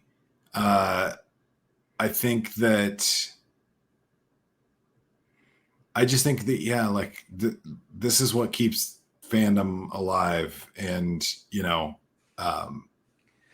I gotta tell you, I mean, it sounds silly because it's like I put all this time and stuff into these videos, but like at the end of the day, like I don't really care if Twin Peaks comes back officially or not or whatever, because to me, this is no different to me than like if I was putting out video essays on, I don't know, Mozart or Da Vinci or something. Like, here's a 20-minute video about the Mona Lisa, and this is everything I know or think about the Mona Lisa, and like that's it. Like, how's the fucking sorry how's the freaking Da Vinci how's the fans do, like how's the Da Vinci fan community doing, what's the I mean, that's absurd, right? If you think about it, like how are the Da Vinci fans going to react to your latest video? It's like, who cares? Who are those people? I mean, it's different because it's contemporary. There is a Twin Peaks fan base, and I, love them and am one of them. But at the same time, you got to look at things objectively. Well, my point is that fan films and things like this is what's going to keep it alive. Right. Like the reason the Mona Lisa is still talked about is because it's been talked about for 400 years or whatever. Like, but I will say this: my film, over the last 5 months, has gotten 28,000 views, a lot of comments, but 28,000 views. John Campea talking about there's going to be a new Ghostbusters movie for 10 minutes. Yeah. Gets 50,000 in one afternoon. In a day, yeah. Right. So your 3 days in Twin Peaks is like nearly 300,000 views, or maybe it's already crossed. I don't know, but I'm just saying 28,000 views is not a lot of views. Yeah. No, I know. That's the thing. It's like, but I'm thankful for all those views because a lot of people that are well known in the Twin Peaks fan community, who I jokingly call the elites, have never liked, retweeted, or shared the video. So that means that Queen of Hearts would have a bigger audience if more of the Twin Peaks elites didn't do anything more than just hit retweet, but they don't. So that's 28,000 earned views. That's like crawling up the mountain of Mordor views. You know? Yeah. I guess my point is, man, like maybe, but even if all those people that you're talking about did retweet, like, what, a couple more thousand? I'm saying that this fan community is like, not even the community, just the fans of Twin Peaks that engage in YouTube or Reddit or extra content or whatever. Like, it's so niche and so small that I'm just grateful for any interaction at all, any views that I get, any fan films that people are making, any discussions that are being had, any fake colossal tweets, any Dr. Hawk tweets. Like, what I'm saying is, when I am making my videos for myself or for the world or for my channel or whatever, I am not thinking about the state of the community or the show or whatever. I'm just making it the same way if I was interested in, like, someday I'm going to make videos about Godzilla and them and all the nuclear age creature features that I love, right? Someday that's what I'm going to do. I mean, that's like 60. Who the hell watches that stuff? Like, nobody. Right? So like, that's my goal. That's my end game. Someday I'm going to make videos about them and the day the earth stood still. And then I'm going to be at peace with myself as an artist. Right. So like, but that's the thing. It's like, you got to I keep that in mind. It's like, I'm making these if there was no fandom whatsoever. You know what I'm saying? Because the show's not on, right? We're almost there. So we also at the same time be appreciative of the people that are out there, even if they're just retweeting a cherry pie meme or whatever, because basically, like, your regular Joe Schmo is watching John Campion film. Like, dude, like, people, there's videos every day about just like nonsense that, like, we're going to just a 45-minute video about, Catwoman's outfit from the new Batman movie, and it's got 485,000 views, and it's been posted for 2 hours, and you're just like, who are these people watching? Like, whatever. No, I hear the new. Hey, I'm sorry. I hear the new Batman's good. I haven't seen it yet, but it's actually, it's very, very good. Yeah, that's what I've heard. It's fantastic. Just all 3 hours of it. No, listen, the first 10 minutes are on YouTube. Like, it's sanctioned. Warner Bros. Put it out. First 10 minutes. Watch that first 10 minutes and tell me you don't want to watch the rest of it. It's so good. All right, cool. Good, but I guess for me, is I noticed a difference because I've been doing these videos for a long time. I saw obviously the huge uptick when season 3 came out. Then after season 3, when I was doing the whole campaign for Queen of Hearts, the interest was so there that even just talking about the campaign was getting 5,000, 6,000 views. So I assumed that even though Twin Peaks fever has gone down, I kind of naively thought that when the film came out, that they would come back, to see, I remember he was going to make that, and they want to see it. Yeah. And it just hasn't caught up to where it was, and that's why I worry when, like, someone's doing a crowdfunding things. Like, I wish them the best. I hope for the best for them, but it's like even Scott Ryan talks about in his book, like, oh, there's a new Twin Peaks podcast. Who starts a new Twin Peaks podcast now? Right. And it's like, it's always an uphill battle trying to do a crowdfunding campaign. But now you're dealing with a fan base that is completely entrenched in wherever Facebook page, Reddit forum they're on. They're not a collective whole anywhere. It's like if I tried to do Queen of Hearts now and raise the money, I never would have done it. I never would have got there. Yeah, I got there because everyone was super high off season 3 that they were like, I want to see more, right? So anyway, yeah, so I wish everybody the best. I can't wait to see your work.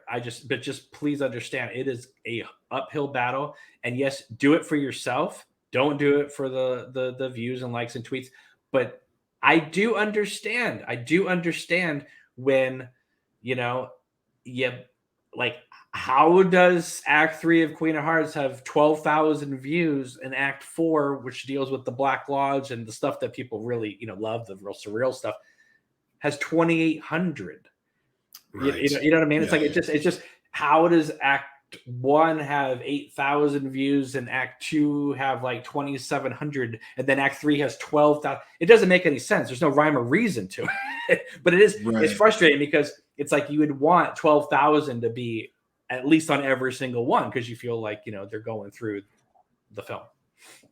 Yeah, I mean, I think if you get, when Act 5 comes out and you cut the whole thing together, and I mean, I would suggest, I mean, I can suggest all day because it doesn't. They're going to drop the same time. Like, oh, you're going to put like 6 a.m. Act 5 and the whole film. And the whole thing. Oh, okay, Yeah. Interesting. Yeah. All right. Yeah. Why? Did you do it differently? No. I was just going to say what people tell me to do all the time that I haven't done yet. Maybe this, but get a website, get a web page, and embed the videos there, and have behind the scene pictures, and try to put everything all in one spot and promote the website, because I guess websites have more of a, that's why I have, if you do takethering.com, it goes to my YouTube channel, because I bought I own the name, or the domain name, because the goal, even before I even start, when I was just going to do a podcast, before I even started doing the videos, I was told that even a simple WordPress page is the way to go. I once did a WordPress page and I got mocked for it. Oh, well, people would be like, "Oh, it's just a WordPress page." I'm like, "Well, it's the best I can do right now." Yeah, no, I mean, hey, I think that might be a thing. I'll say, dude, now that I've been doing this for a couple of years, I actually normally I don't care at all, but I've got the YouTube Studio app, so I can now I'm getting better at tracking views and where my views are coming from and this and that. I mean, as technically savvy as I am, as good of an editor as I claim to be or whatever, I'm kind of a internet Luddite. I can use Twitter and stuff, but I don't do Google search engine optimization. I don't know. That's not what I do. I edit video and write. I write and I read and write and edit. That's what I do. But anyway, the new YouTube stuff makes it easy. Where are you getting your clicks from? Who's clicking on your stuff? Right. What's the demographic? What country? How long are people watching the video? I'm getting better at that kind of stuff. And man, ain't none of it from Twitter, dude. So I can tweet all day long about my videos, and some of that may help when you're doing a premiere, right? And some retweets here and there.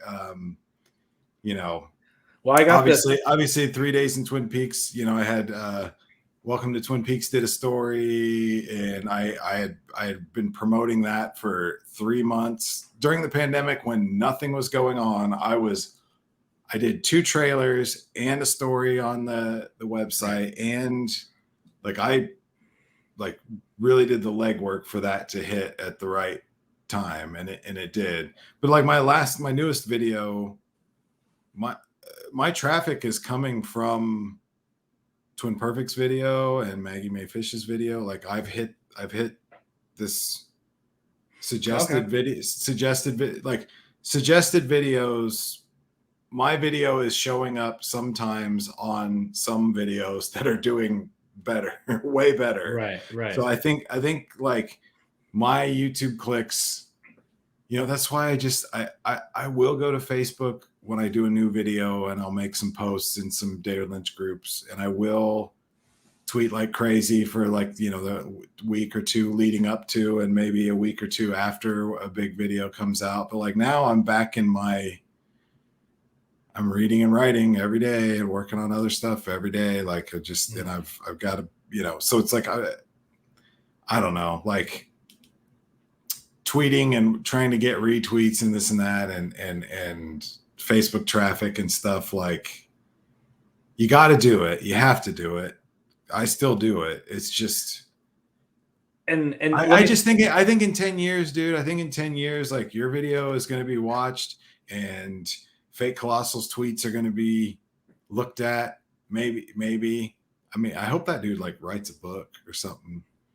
I'm telling you, dude, Frank Bouleg's Unwrapping the Plastic and his new return book, it's just a giant collection of observations that span, Wizard of Oz, fairy tales, filmmaking, symbolism, mythology, I think that Fake Colossal could do a book. Or there's a few people I've even all the Blue Roses, I've actually reached out to her and I said, when is your coffee table book coming out? Because your pictures are amazing.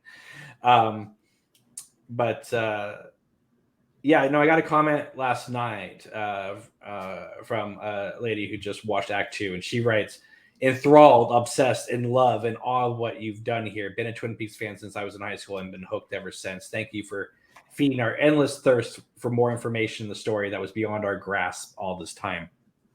That's why I made the film.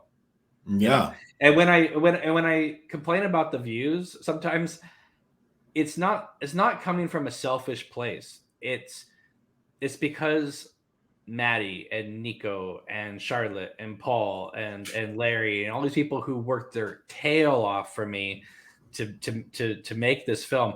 That's who I care about with the views. Because I want them to be seen. Because I think they're extraordinary. Because I'm the one behind the camera. Okay, they're the ones in front of the camera. I could do all the wonders photography, editing I want. You don't have compelling Annie, Cooper, Wyndham, Caroline. Movie's over. So, yeah.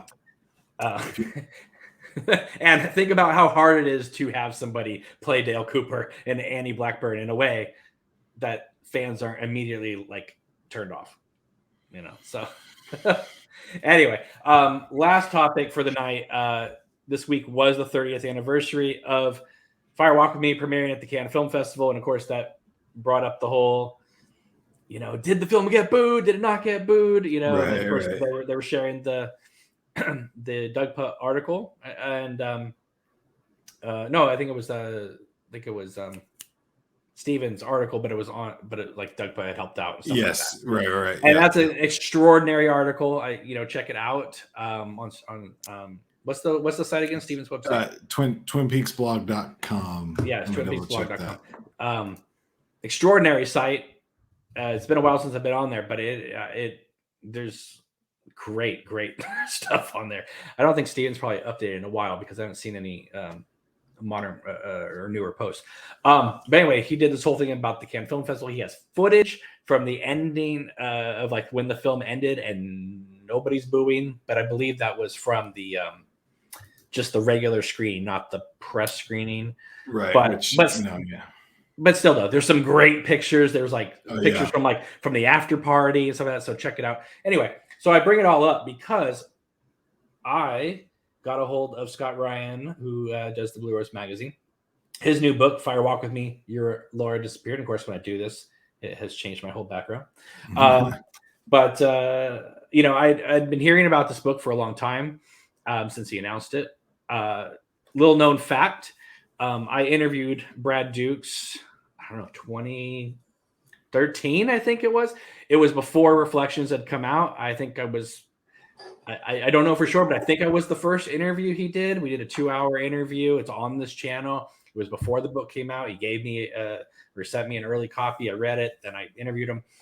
And this is before Brad Dukes became Brad Dukes, you know what I mean? He was just kind of this new guy who had taken on a book idea that, to be honest, he didn't think there was going to be an audience for it because it was before the whole hype train started coming back, right? Yeah. I said to him, I said, this book is so good. Are you going to do a Fire Walk with Me book? And he says, well, I don't really have like the passion for Fire Walk with Me to do with the series, but I think it'd be good. And I said, I think you should do it because you already got your in with all these people that you've interviewed. Probably wouldn't take too much to get a few more people involved and then do it. So I've been really on this. There needs to be a legitimate Fire Walk with Me book that comes out. I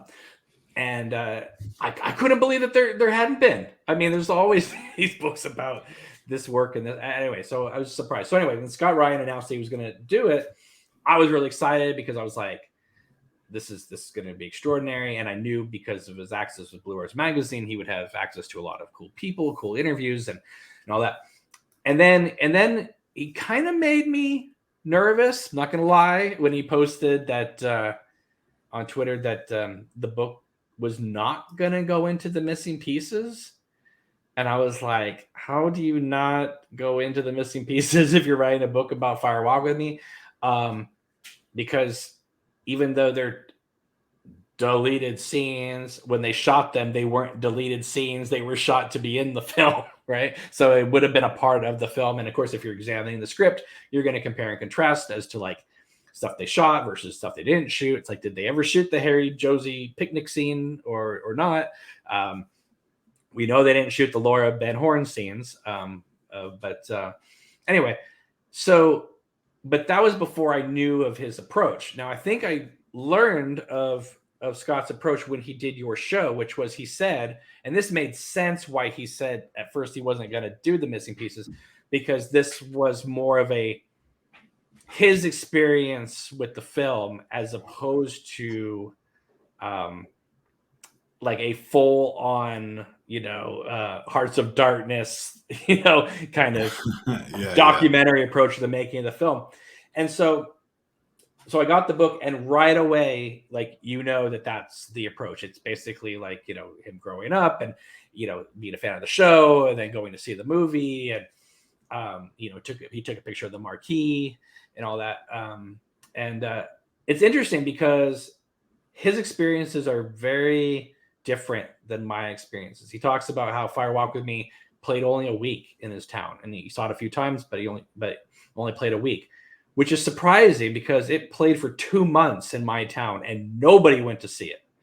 And 1992 was a time, and of course, like Jurassic Park was a year later, and that played for a full year. Obviously, it was a big hit, but 1992, 93, this was the time where, like, when movies came out, like 8 weeks later, it was still playing somewhere in your area because because it took like a year and a half to come to VHS. So I was kind of surprised that he talked about his area of Ohio only playing it for a week, because I was like, that's really a new thing where, like, if movies don't do, I mean, I remember in 1999, Existenz played a week because nobody went to see it. And that was the first time that I was aware that movies were getting pulled in a week. But before that, movies would just link. I mean, we had 19 screens or like theaters in my area. Now we have, I think, one. But Fire Walk with Me played for 2 months because I saw it, and then like I went to school, and then like 5 weeks later I went to go see it again, right? And then it was on VHS like within like 3 months. Like they just threw that sucker out on VHS, and New Line Cinema didn't even put a kind of a protective copy code on it, so you literally could just dupe that thing all day long. Starting with like Back to the Future and like Universal titles, they would put these copy codes so you couldn't VHS to VHS, record. Yeah. But Fire Walk with Me was like, here you go. Because steal this film sticker on it. Well, the thing is that movies back then were still, $100 to buy, and I wasn't. I couldn't afford that. I didn't even know where to buy it at that time. But I was the first person to rent it in my town, and by 1 o'clock in the afternoon, I already had my own copy. Believe it or not, I still actually own that dupe that I made. And when I went to college, I actually took that tape with me because after Fire Walk Me, I put like a compilation of my favorite scenes from Twin Peaks after the series, so that I didn't have to take the whole series with me to college. I could just take, the highlight moments for me. Anyway, so I'm reading this book, and I will say this: if you are a fan of Twin Peaks and Fire Walk with Me, I do think this is a good read. It's a quick read. It's like 170 something pages. It's very fast. So definitely check it out. It is. I believe it was like $5 off like a week ago, whatever like that. But and there's some good interviews. There's an interview with Greg Feinberg, who's the producer of Fire Walk with Me, which is a novelty since he never really produced anything for David Lynch before or since. And it's like, who is this guy? So that's a good interview because he talks about how he worked on the show, and he was the one that kind of thought up the idea of like doing season 3 as a movie. And then he talks about his disappointment that Lynch thought, let's do a prequel. Like he thought, what's going on? Then he interviews Mary Sweeney, of course, worked with David Lynch for years and was married to him. And she seems really annoyed. And I think she tries it. I think she does a good interview, but she just seems kind of annoyed.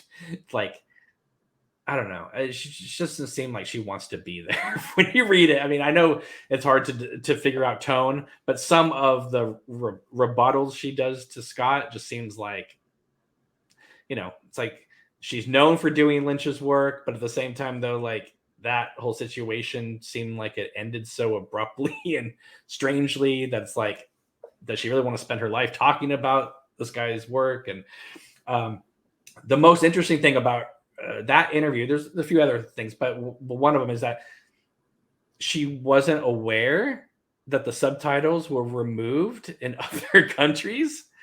And she says that David Lynch would be extremely PO'd if he found out that other countries played it without the subtitles with the pink room scene. Because like in England, it like didn't have the subtitles, and I always thought it was sort of like, Cole can't hear, and so it kind of felt like the strange thing about communication to me. It's like, there's like subtitle moments and the little man speaking backwards, and then like I said, Cole can't hear, and Chet Desmond has to take the antenna down. There's like static everywhere, right? I just to interject real quick, my first time, my VHS rental from my video store, when I first saw that movie, no subtitles. Really? Nothing in the Red Room. I'm like, what the hell is going on? And like, even as like a 14, 15-year-old kid, brand new to Twin Peaks, that was the first Twin Peaks thing I had seen. That was my impression as well. Like, okay, this is a stylistic choice. Right.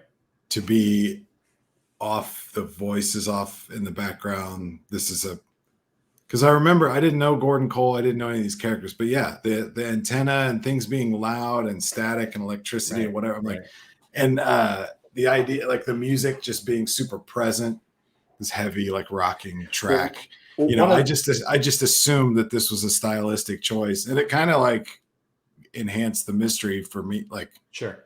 Because I'd only seen Blue Velvet at that point in Dune. And I'm like, what the hell is going on? This is amazing. Yeah. Anyway. They talk. One of the things that people mention in this book is that because some people saw it without the subtitles, that they quite understandably, because of the way it was cut, the theatrical version, they thought that pink room scene was in the back of the Roadhouse. They missed the line, "Welcome to Canada," because without them traveling, you just think, okay, Donna, you have access to the back room with us. Yeah. It does play like the back room. Yeah. You know what I mean? Totally. So it is sort of like a, I wouldn't say it's that a was mistake. my thought as well. It's not a mistake, but it's something where you're like, that could be kind of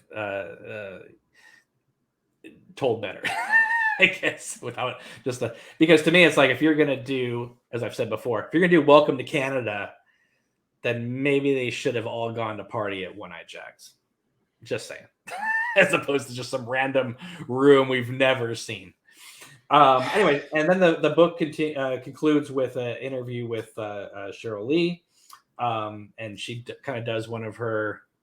I mean, it's a good interview. It's a nice interview. They have a good rapport with each other, but she's definitely giving him the runaround in terms of like, well, I could answer that, or I could answer this, and it's just like I'm not asking for like explicit answers, but right. Please understand that people will be reading your answers here.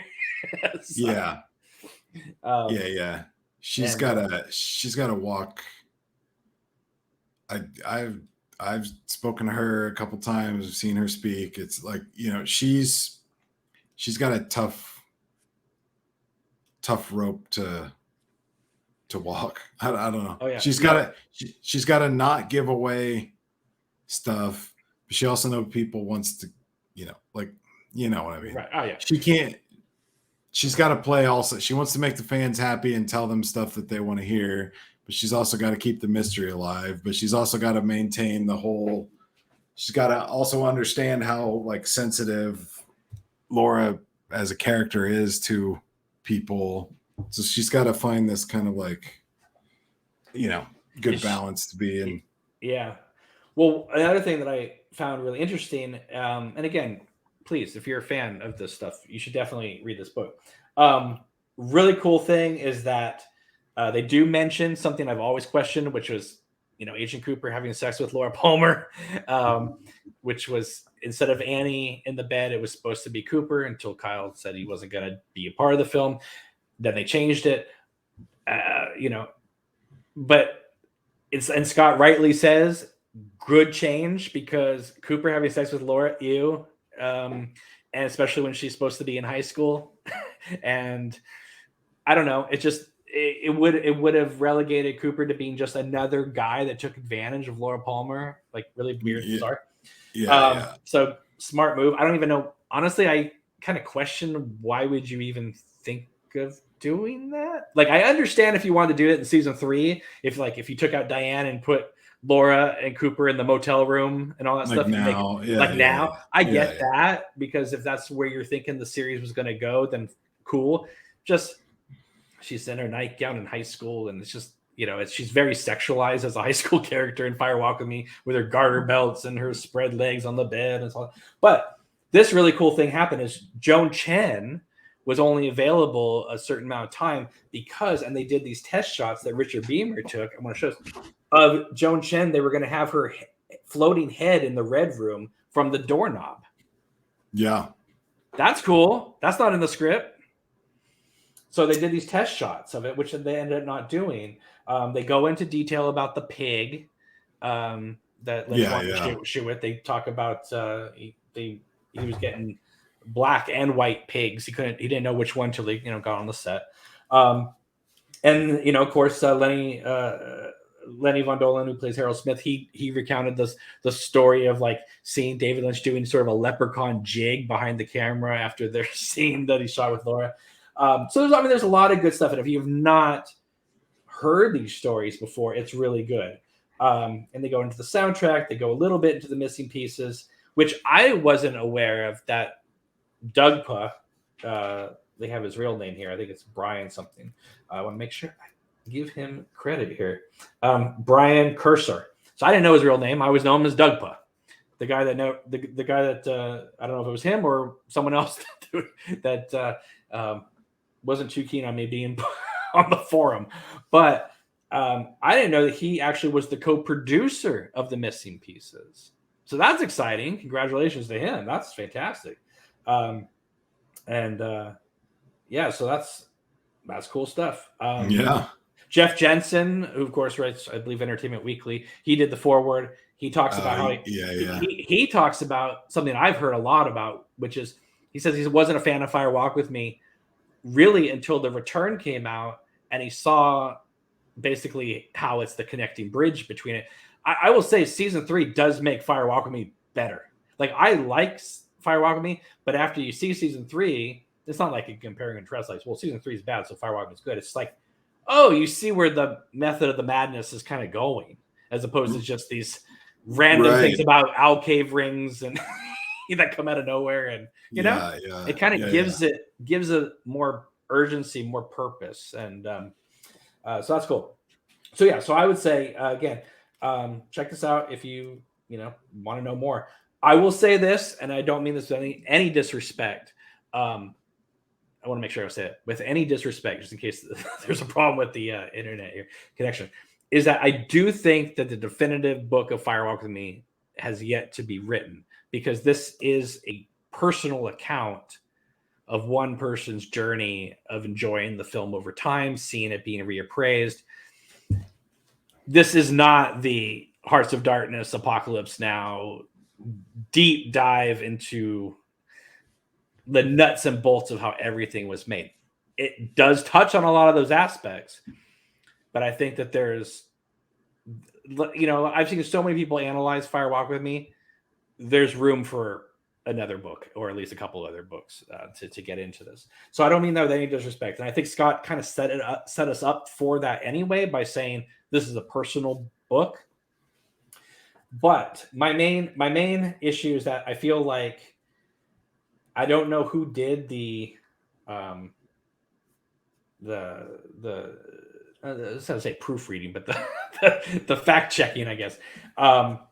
Most of it's okay. Most of it's good. Most of it pans out, and that's great. There's a couple things, obviously, because it's a self-published book. There's a few formatting things that show up that easily could be changed, especially the last page or the last part with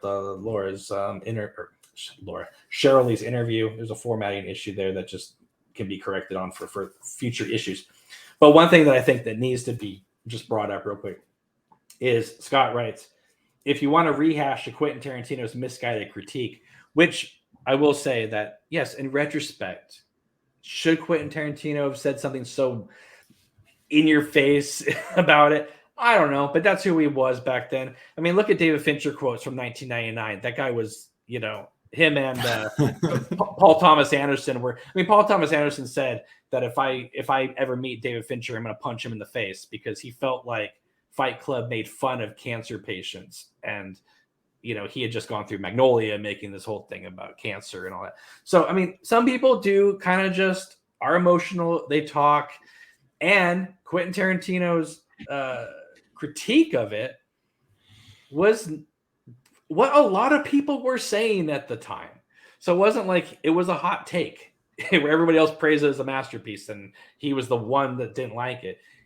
He just basically said the same thing that Time Magazine and People Magazine were saying as well. But he does say, Scott says, if you want to rehash Quentin Tarantino's misguided critique or Roger Ebert's negative review of the film, wrong way again. Basically, like, I'm not going to be very critical about this film. I love it. That's what we're going to talk about. This is my issue. We're only a few sentences down on page 1, and he says, Roger Ebert's negative review of the film. Now, RogerEbert.com interviewed Scott about this book, presumably because they'd heard about it through the Music Box Theater, because he was there promoting it, and he was doing moderating panels and stuff for the David Lynch week, which I heard was fantastic. I don't know if you know this or not, but Roger Ebert never did a review of Fire Walk with Me. He refused to do it because he said he wasn't a fan of David Lynch's work at the time, and he had never saw Twin Peaks, so he felt like it wouldn't be beneficial to his readers for him to review a film that he would know nothing about it. So he sat that one out until Lost Highway. So he from Wild at Heart to Lost Highway. He never reviewed Fire Walk with Me.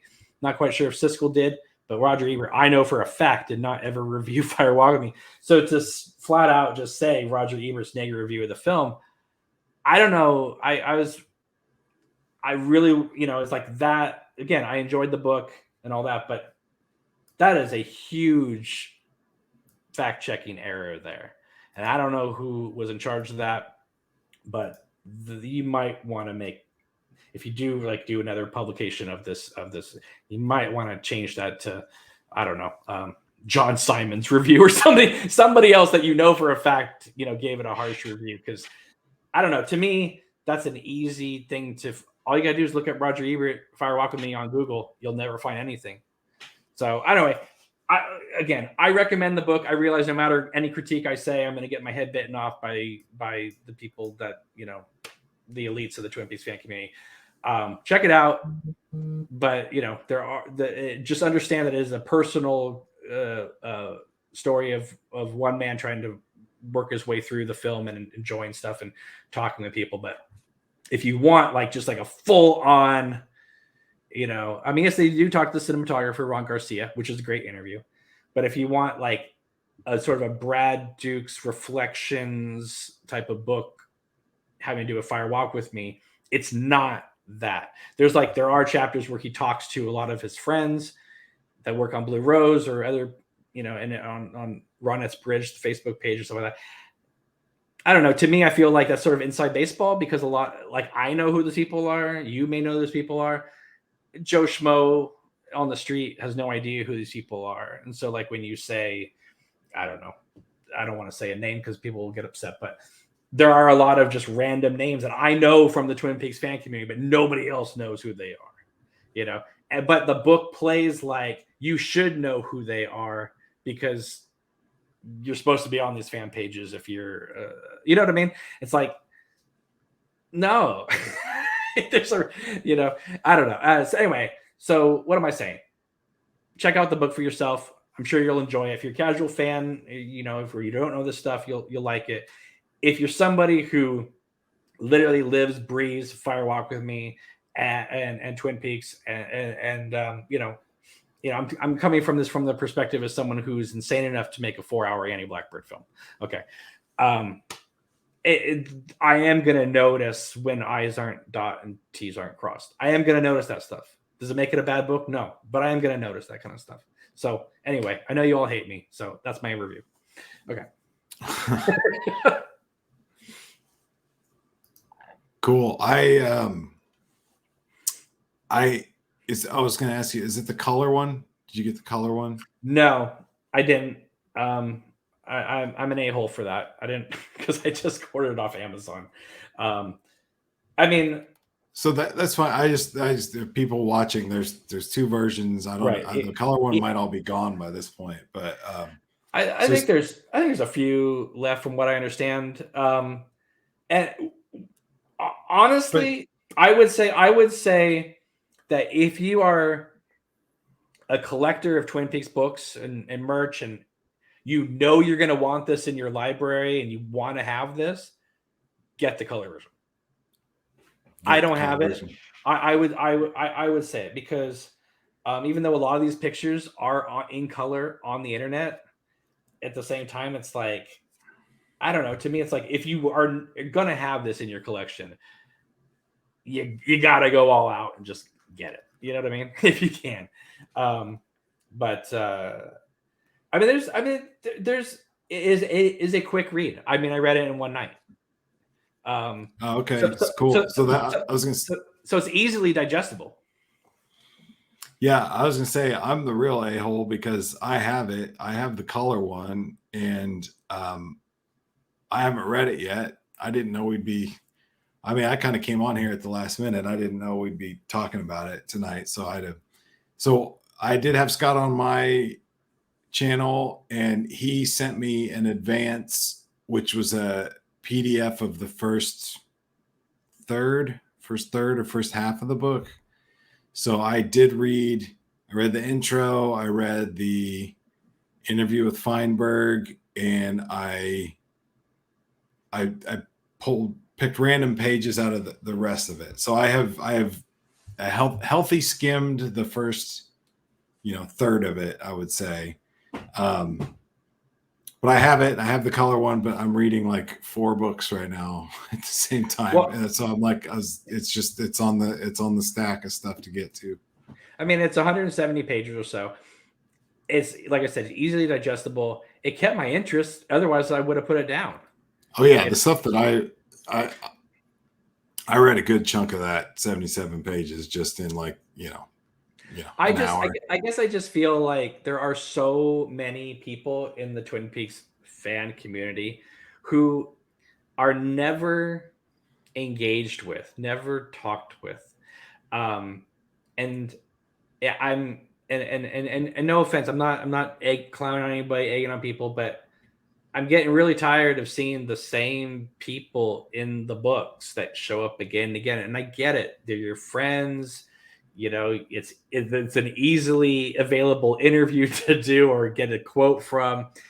But it's like, it's just the same names being regurgitated. They're in the Blue Rose magazine. They're in Laura's Ghost. They're in this. They're on the Twin Peaks pages. They're on Ronnett's Bridge. It's just like, there are more people that are interesting to talk to in the Twin Peaks fan community than just the same 12 people that I see over and over again.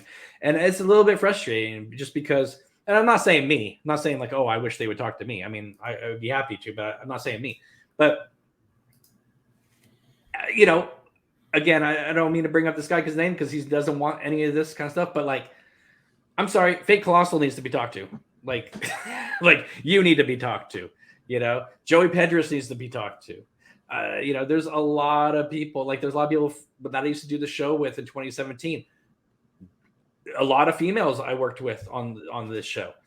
They didn't get reached out to Laura's Ghost, and they're some of the smartest women I've ever met having to do with Twin Peaks, you know? And I just feel like people just need to kind of branch out a little bit more because there's a lot of intelligent people out there that know this work too, and not just your friends. I don't know how many more of these videos that I'm going to do, like my community chats or whatever, but I'm kind of trying to do that. I'm trying to get podcasters and you know, Pinland Empire people that aren't necessarily solely Twin Peaks people, but maybe they're into films. I'm going to try to get, I shouldn't say this, but you know, Christian Hanna Horror. Yeah. So he's a horror guy. He's got a good horror podcast or YouTube channel. I know he's watched Twin Peaks. I'm pretty sure. Yeah. So like that might be kind of cool. I want to talk to him have him on for a half an hour to plug his channel and just get his hot take on Twin Peaks. And I want to talk to him about, cause he's obsessed with Friday the 13th. Right. So like, Elm Street, I believe it's a series. Or sorry, well, both. I always say Friday the 13th because I think Freddy. I tweeted at him the other day. I'm like, dude, Friday the 13th Part 2 is my favorite also. And he's like, you mean Nightmare? I'm like, yeah, that's what I meant. Sorry. But you know how you and I've talked about how New Line is the home of Nightmare on Elm Street, and they got Fire Walk with Me, and they tried like the marketing. I remember the trailers, right? So I thought it'd be cool. Like, let's have a horror guy on my show who's at least seen Twin Peaks. Like, let's talk about New Line Cinema. Let's talk about horror marketing. Let's see what he saw. Watch the trailer, watch the New Line trailer, and see whatever. But anyway, you just. Well, he told me. I agree. Try to get creative. Try to reach out. I'm not saying he's going to come on my show. I haven't even talked to him about it. So no. This is going to be news. But it's more like the meme thing. It's like, of course you can put out the memes all you want. Of course you can have whoever you want in your book. It's your book. That's great. I'm just saying there is more out there, a lot more. It's like when people talk about Star Wars and they say, "Can we stop dealing with legacy characters because it's making the galaxy feel so small?" This is what I'm saying. Like, I understand it's a niche fan base, the Twin Peaks fan base, but there are a lot of fans out there that have not been talked to, and that would widen the fan base even more. Yeah, so. I can see that. I am doing my part, sir. That's all I'm saying. No, but it's funny. Funny side story about Christian Hanna Horror is that he told me, he said, because we used to do Reach and Free together. And he'd say to me, I watched The Return. I don't understand anything that happened in it, but I effing loved it. So that's his stance on things. Awesome. Anyway, so I know you haven't read the Fire Walk With Me book yet, but you do have it. And but from what you read, how do you feel about the book? What do you see so far? It's good, man. It's just like you said. Like I think that I think it's his personal journey, and I think that that's a unique take on it. I mean, it's almost gonzo, it's like gonzo journalism or whatever. Like it's I haven't read a book that's just like, this is my experience with this film, but I would agree that there is room for more on this movie, just based on Twin Peaks blog. Like you said, perhaps there needs to be a Brad Dukes meets Stephen Miller, like nuts and bolts of there's a lot of not in Scott's book, but just in the Twin Peaks ether, there's a lot of misunderstandings of that film and things that can be explored. Like, did that company offer Lynch a Twin Peaks trilogy, or was it just a 3-film deal? Like, was there, some people, even the news interviews I had found when researching the Palmer House video, the lady Pedersen that lived there before the Reavers, she's showing the news crew around, and she's like, oh, and this is where they filmed, Bob coming in through the window. It's like, no, Bob came in through the window in a set. Mm-hmm. Like, they recreated this room. You know what I mean? It's like stuff like that. It's like there's people out there that think that Laura's bedroom in Fire Walk with Me is in the Palmer house, and it's not technically. Technically, that's a set. But that whole room is a set. Yeah, and into the hallway too. They had to build a staircase as well, because there are shots that you see out Laura's room, and like it had to have been elevated a little bit because you can see through the door. Like when Leland comes in the room, is, oh, I'm sorry, honey, blah blah blah. Like you can see out the door. There's a staircase. No, that is the room. That's the real room. So they shot. No, because it's got the cove in there. It's got the cove with her dresser, the hidden diary. Basically, if you're in Laura Palmer's room and you when he comes in, she's at her desk. Yeah, but it's a wide shot and you can see her. Oh God! All right. Okay. Whatever. I know they shot some of the room in the house, and then most of it on the set. Okay. Well, hey, fair enough. I could be wrong. I'm just saying that. Yeah, like I don't think Frank Silva climbed up the side of the house and through that window. Like that's on a set. But some people actually think that that's, which, whatever. It'd be fun to get into the nuts and bolts of it. I tried to get into that in the Palmer House video that I did. But basically, like if you see Laura's bedroom and there's the cove in there with her little dresser with the hidden diary, like that's the set. Right. The real room can be seen in the pilot. The real room is in the pilot during the pan shot, which is awesome. So anything in the original series that's Laura's bedroom is really the Palmer House bedroom. But isn't it weird though when you look at that pan shot in the pilot? She's got like a little like child rocking chair in the corner, and it's like it's so much like a little girl's dollhouse room. Yeah. Right. Yeah. And I find it very interesting that they did not like recreate that. Like one, to do it on a set, a lot of it. Because like you already have the whole house to yourselves, your film crew. It's like, why not film that stuff in the room? Do you know what I mean? Because it's too small, man. It's too small. That room is small as hell. It's smaller than it's smaller than my. Oh, I've been there. I've shot. Yeah, no, I know you've been there, but like if you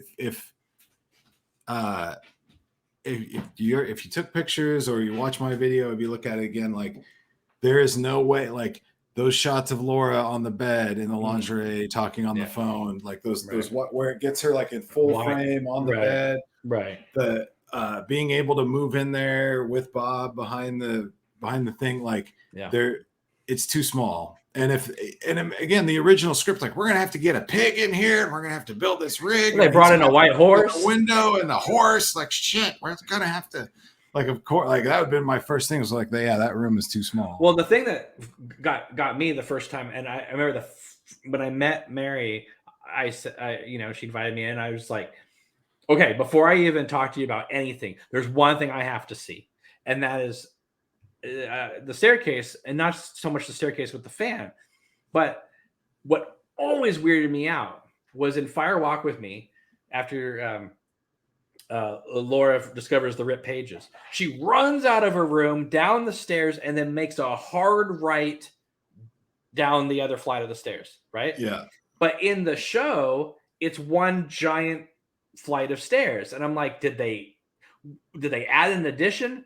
And what it is that from that certain angle, Yeah. you don't see the other staircase. It looks like a continuous handrail, and it's not, but it looks like it.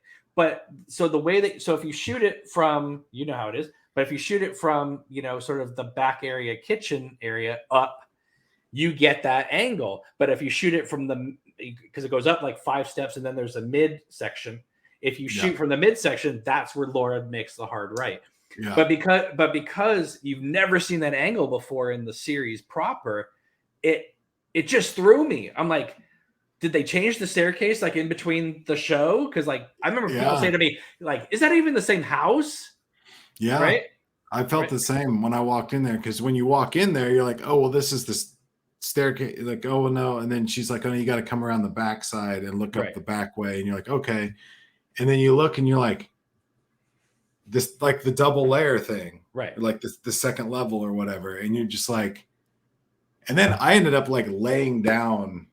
I kind of like laid down on that first row of steps and put the camera down and looked up that way where you can't really see the other level. But yeah, it's cool. Like, you know, that's the fun stuff. Again, that's why I like Stephen Miller's blog and just doing the shooting locations and stuff. When you see stuff in person and you realize like how people had to move things around and what was real and what's a set and what's not, like.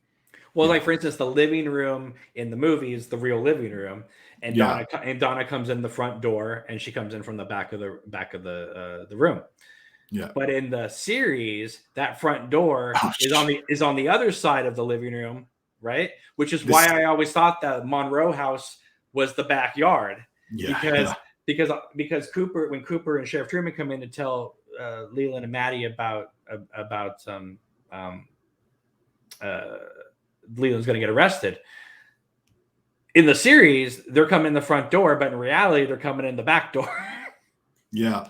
Well, so one thing, I know you and I, you were tweeting about that the other day, and I agree. And that's the main thing with me is,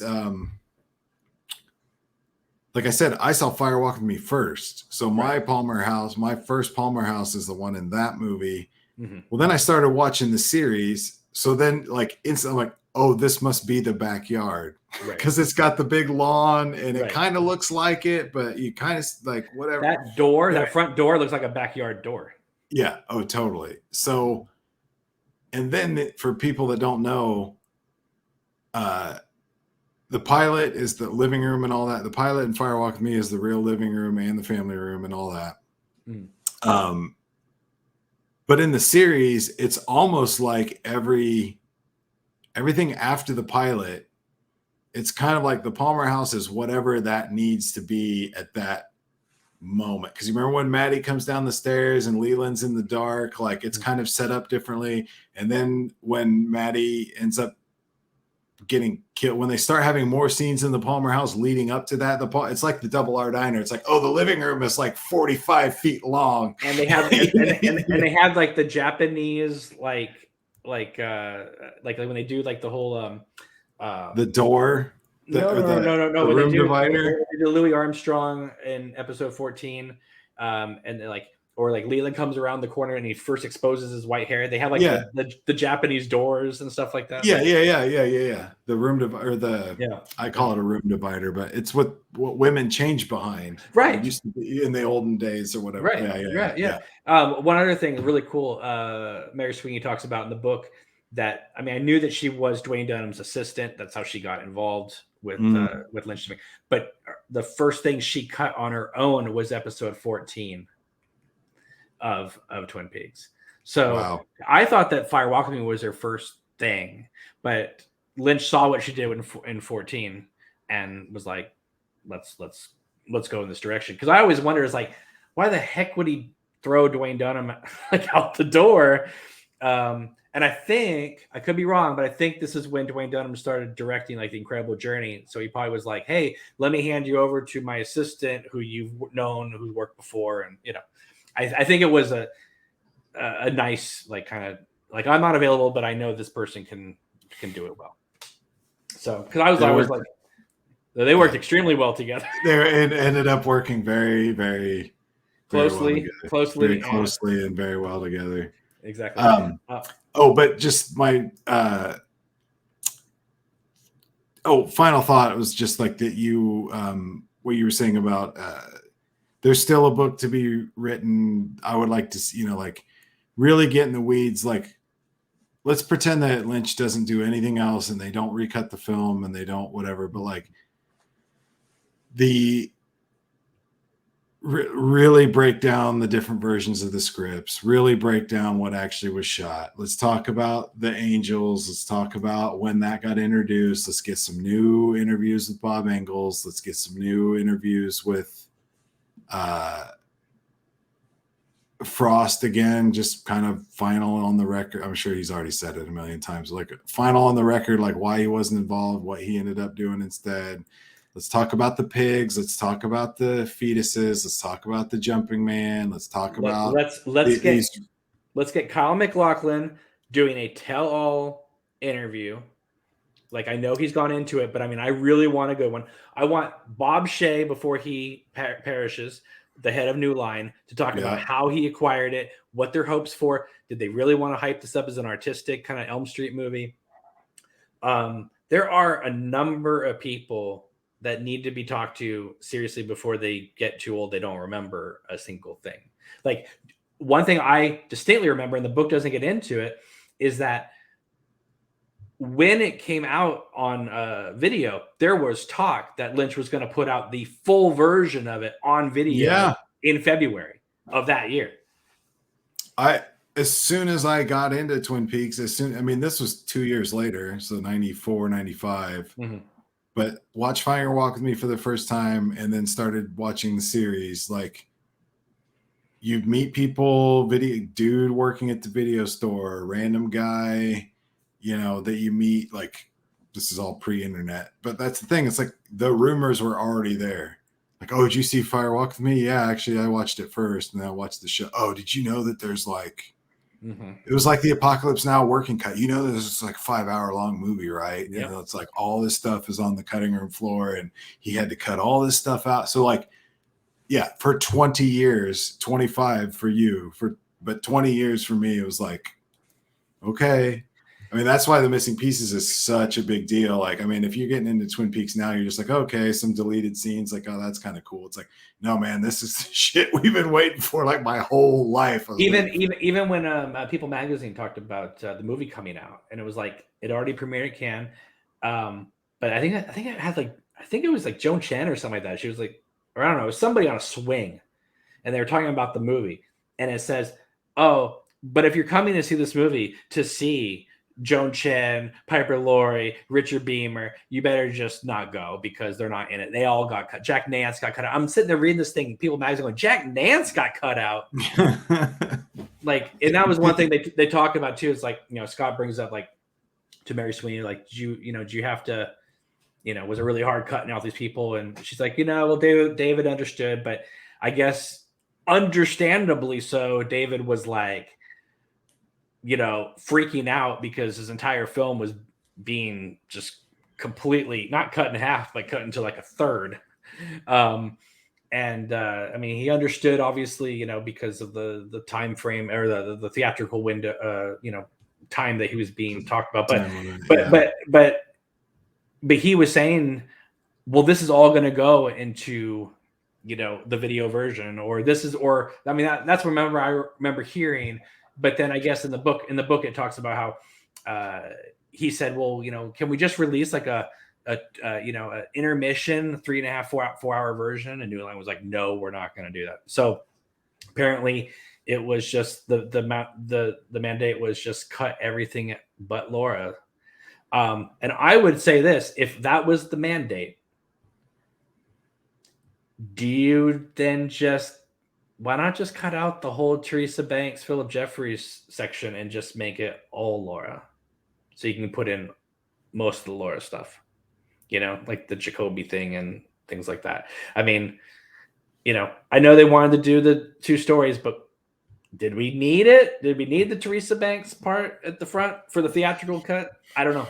That's a real good point. I mean, I'm glad it ended up the way it did because that was my favorite stuff, and that just blew my mind. Because again, not knowing anything about Twin Peaks, it's like, okay, Chris Isaac and David Bowie, I guess these guys are part of the story. Oh, wait, I guess not. Like, and then who are these creatures in this convenience store that they're talking about? So it's like totally just melted my brain and prepped me for my Twin Peaks journey. So to this day, that's some of my favorite stuff. And that's that's why ultimately it's great, because it came back around to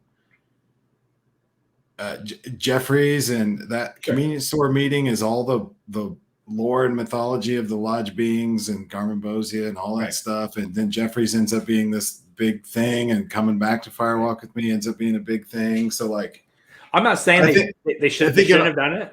No, but it makes sense. Hey, if I was in that cutting room, it's like, okay, well, if this is Laura's story, then why we're getting rid of the first half hour? I mean, if I was Bob Shea, it wasn't Bob Shea picked it up after Can, right? But whoever was paying for it, I'd have been like, yeah, dude, like, let's lose this first half hour. And like, people want to see Peggy Lipton. People want to see Richard Beamer. People want to see, like, if this is Laura Palmer's story, let's make it Laura Palmer's story and not mess around with this other stuff.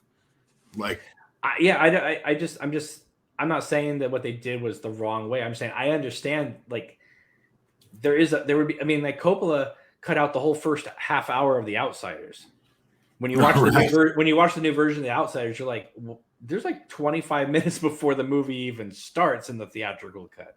And I'm just like thinking, do you just, I understand it's cool, but nobody knows Teresa Banks. Do we just cut all this stuff out and then we have a lot more room to play with in terms of like the Laura story?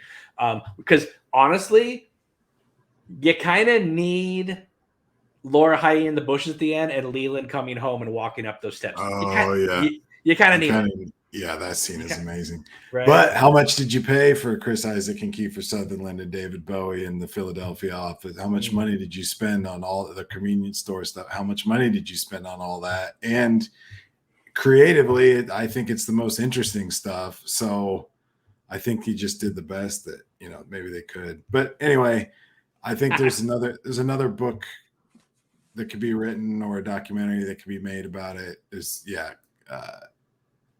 Kyle, Bob Shea, Kiefer Sutherland. Kiefer, yeah, he'd talk about it. Absolutely. Okay, I know you gotta go. Let's wrap this up though. So where can people find you? TakeTheRing.com takes you to my YouTube channel, or just search Take the Ring on YouTube. Twitter, Instagram, Facebook, and Patreon is /TakeTheRing430. So Instagram.com/TakeTheRing430, etc. I'm on Patreon. I've got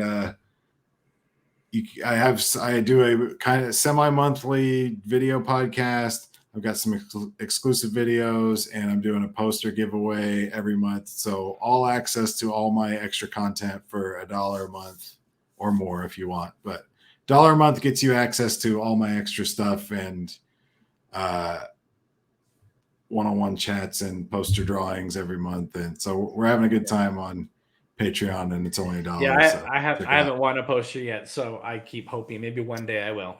Hey, because I keep getting more patrons. Oh, cool. That's so That's so exciting. I get more people, so your chances are slightly going down. Yeah, it's going down, which means I need more Patreons on mine as well. So be sure to follow me on Patreon. There you go. For $1 a month. Facebook, Instagram, Twitter, emails anytime at obnoxiousanonymous@hotmail.com. Make sure to follow people like Fake Colossal on Twitter. No, he did not pay for that endorsement. I'm just doing that. Check out, the other fan films when they come out. Check out Queen of Hearts if you haven't done it. Check out Scott's book, Your Lord Disappeared. Let me know what you think of it. There's a lot of cool little details in there. Like I said, check out the book.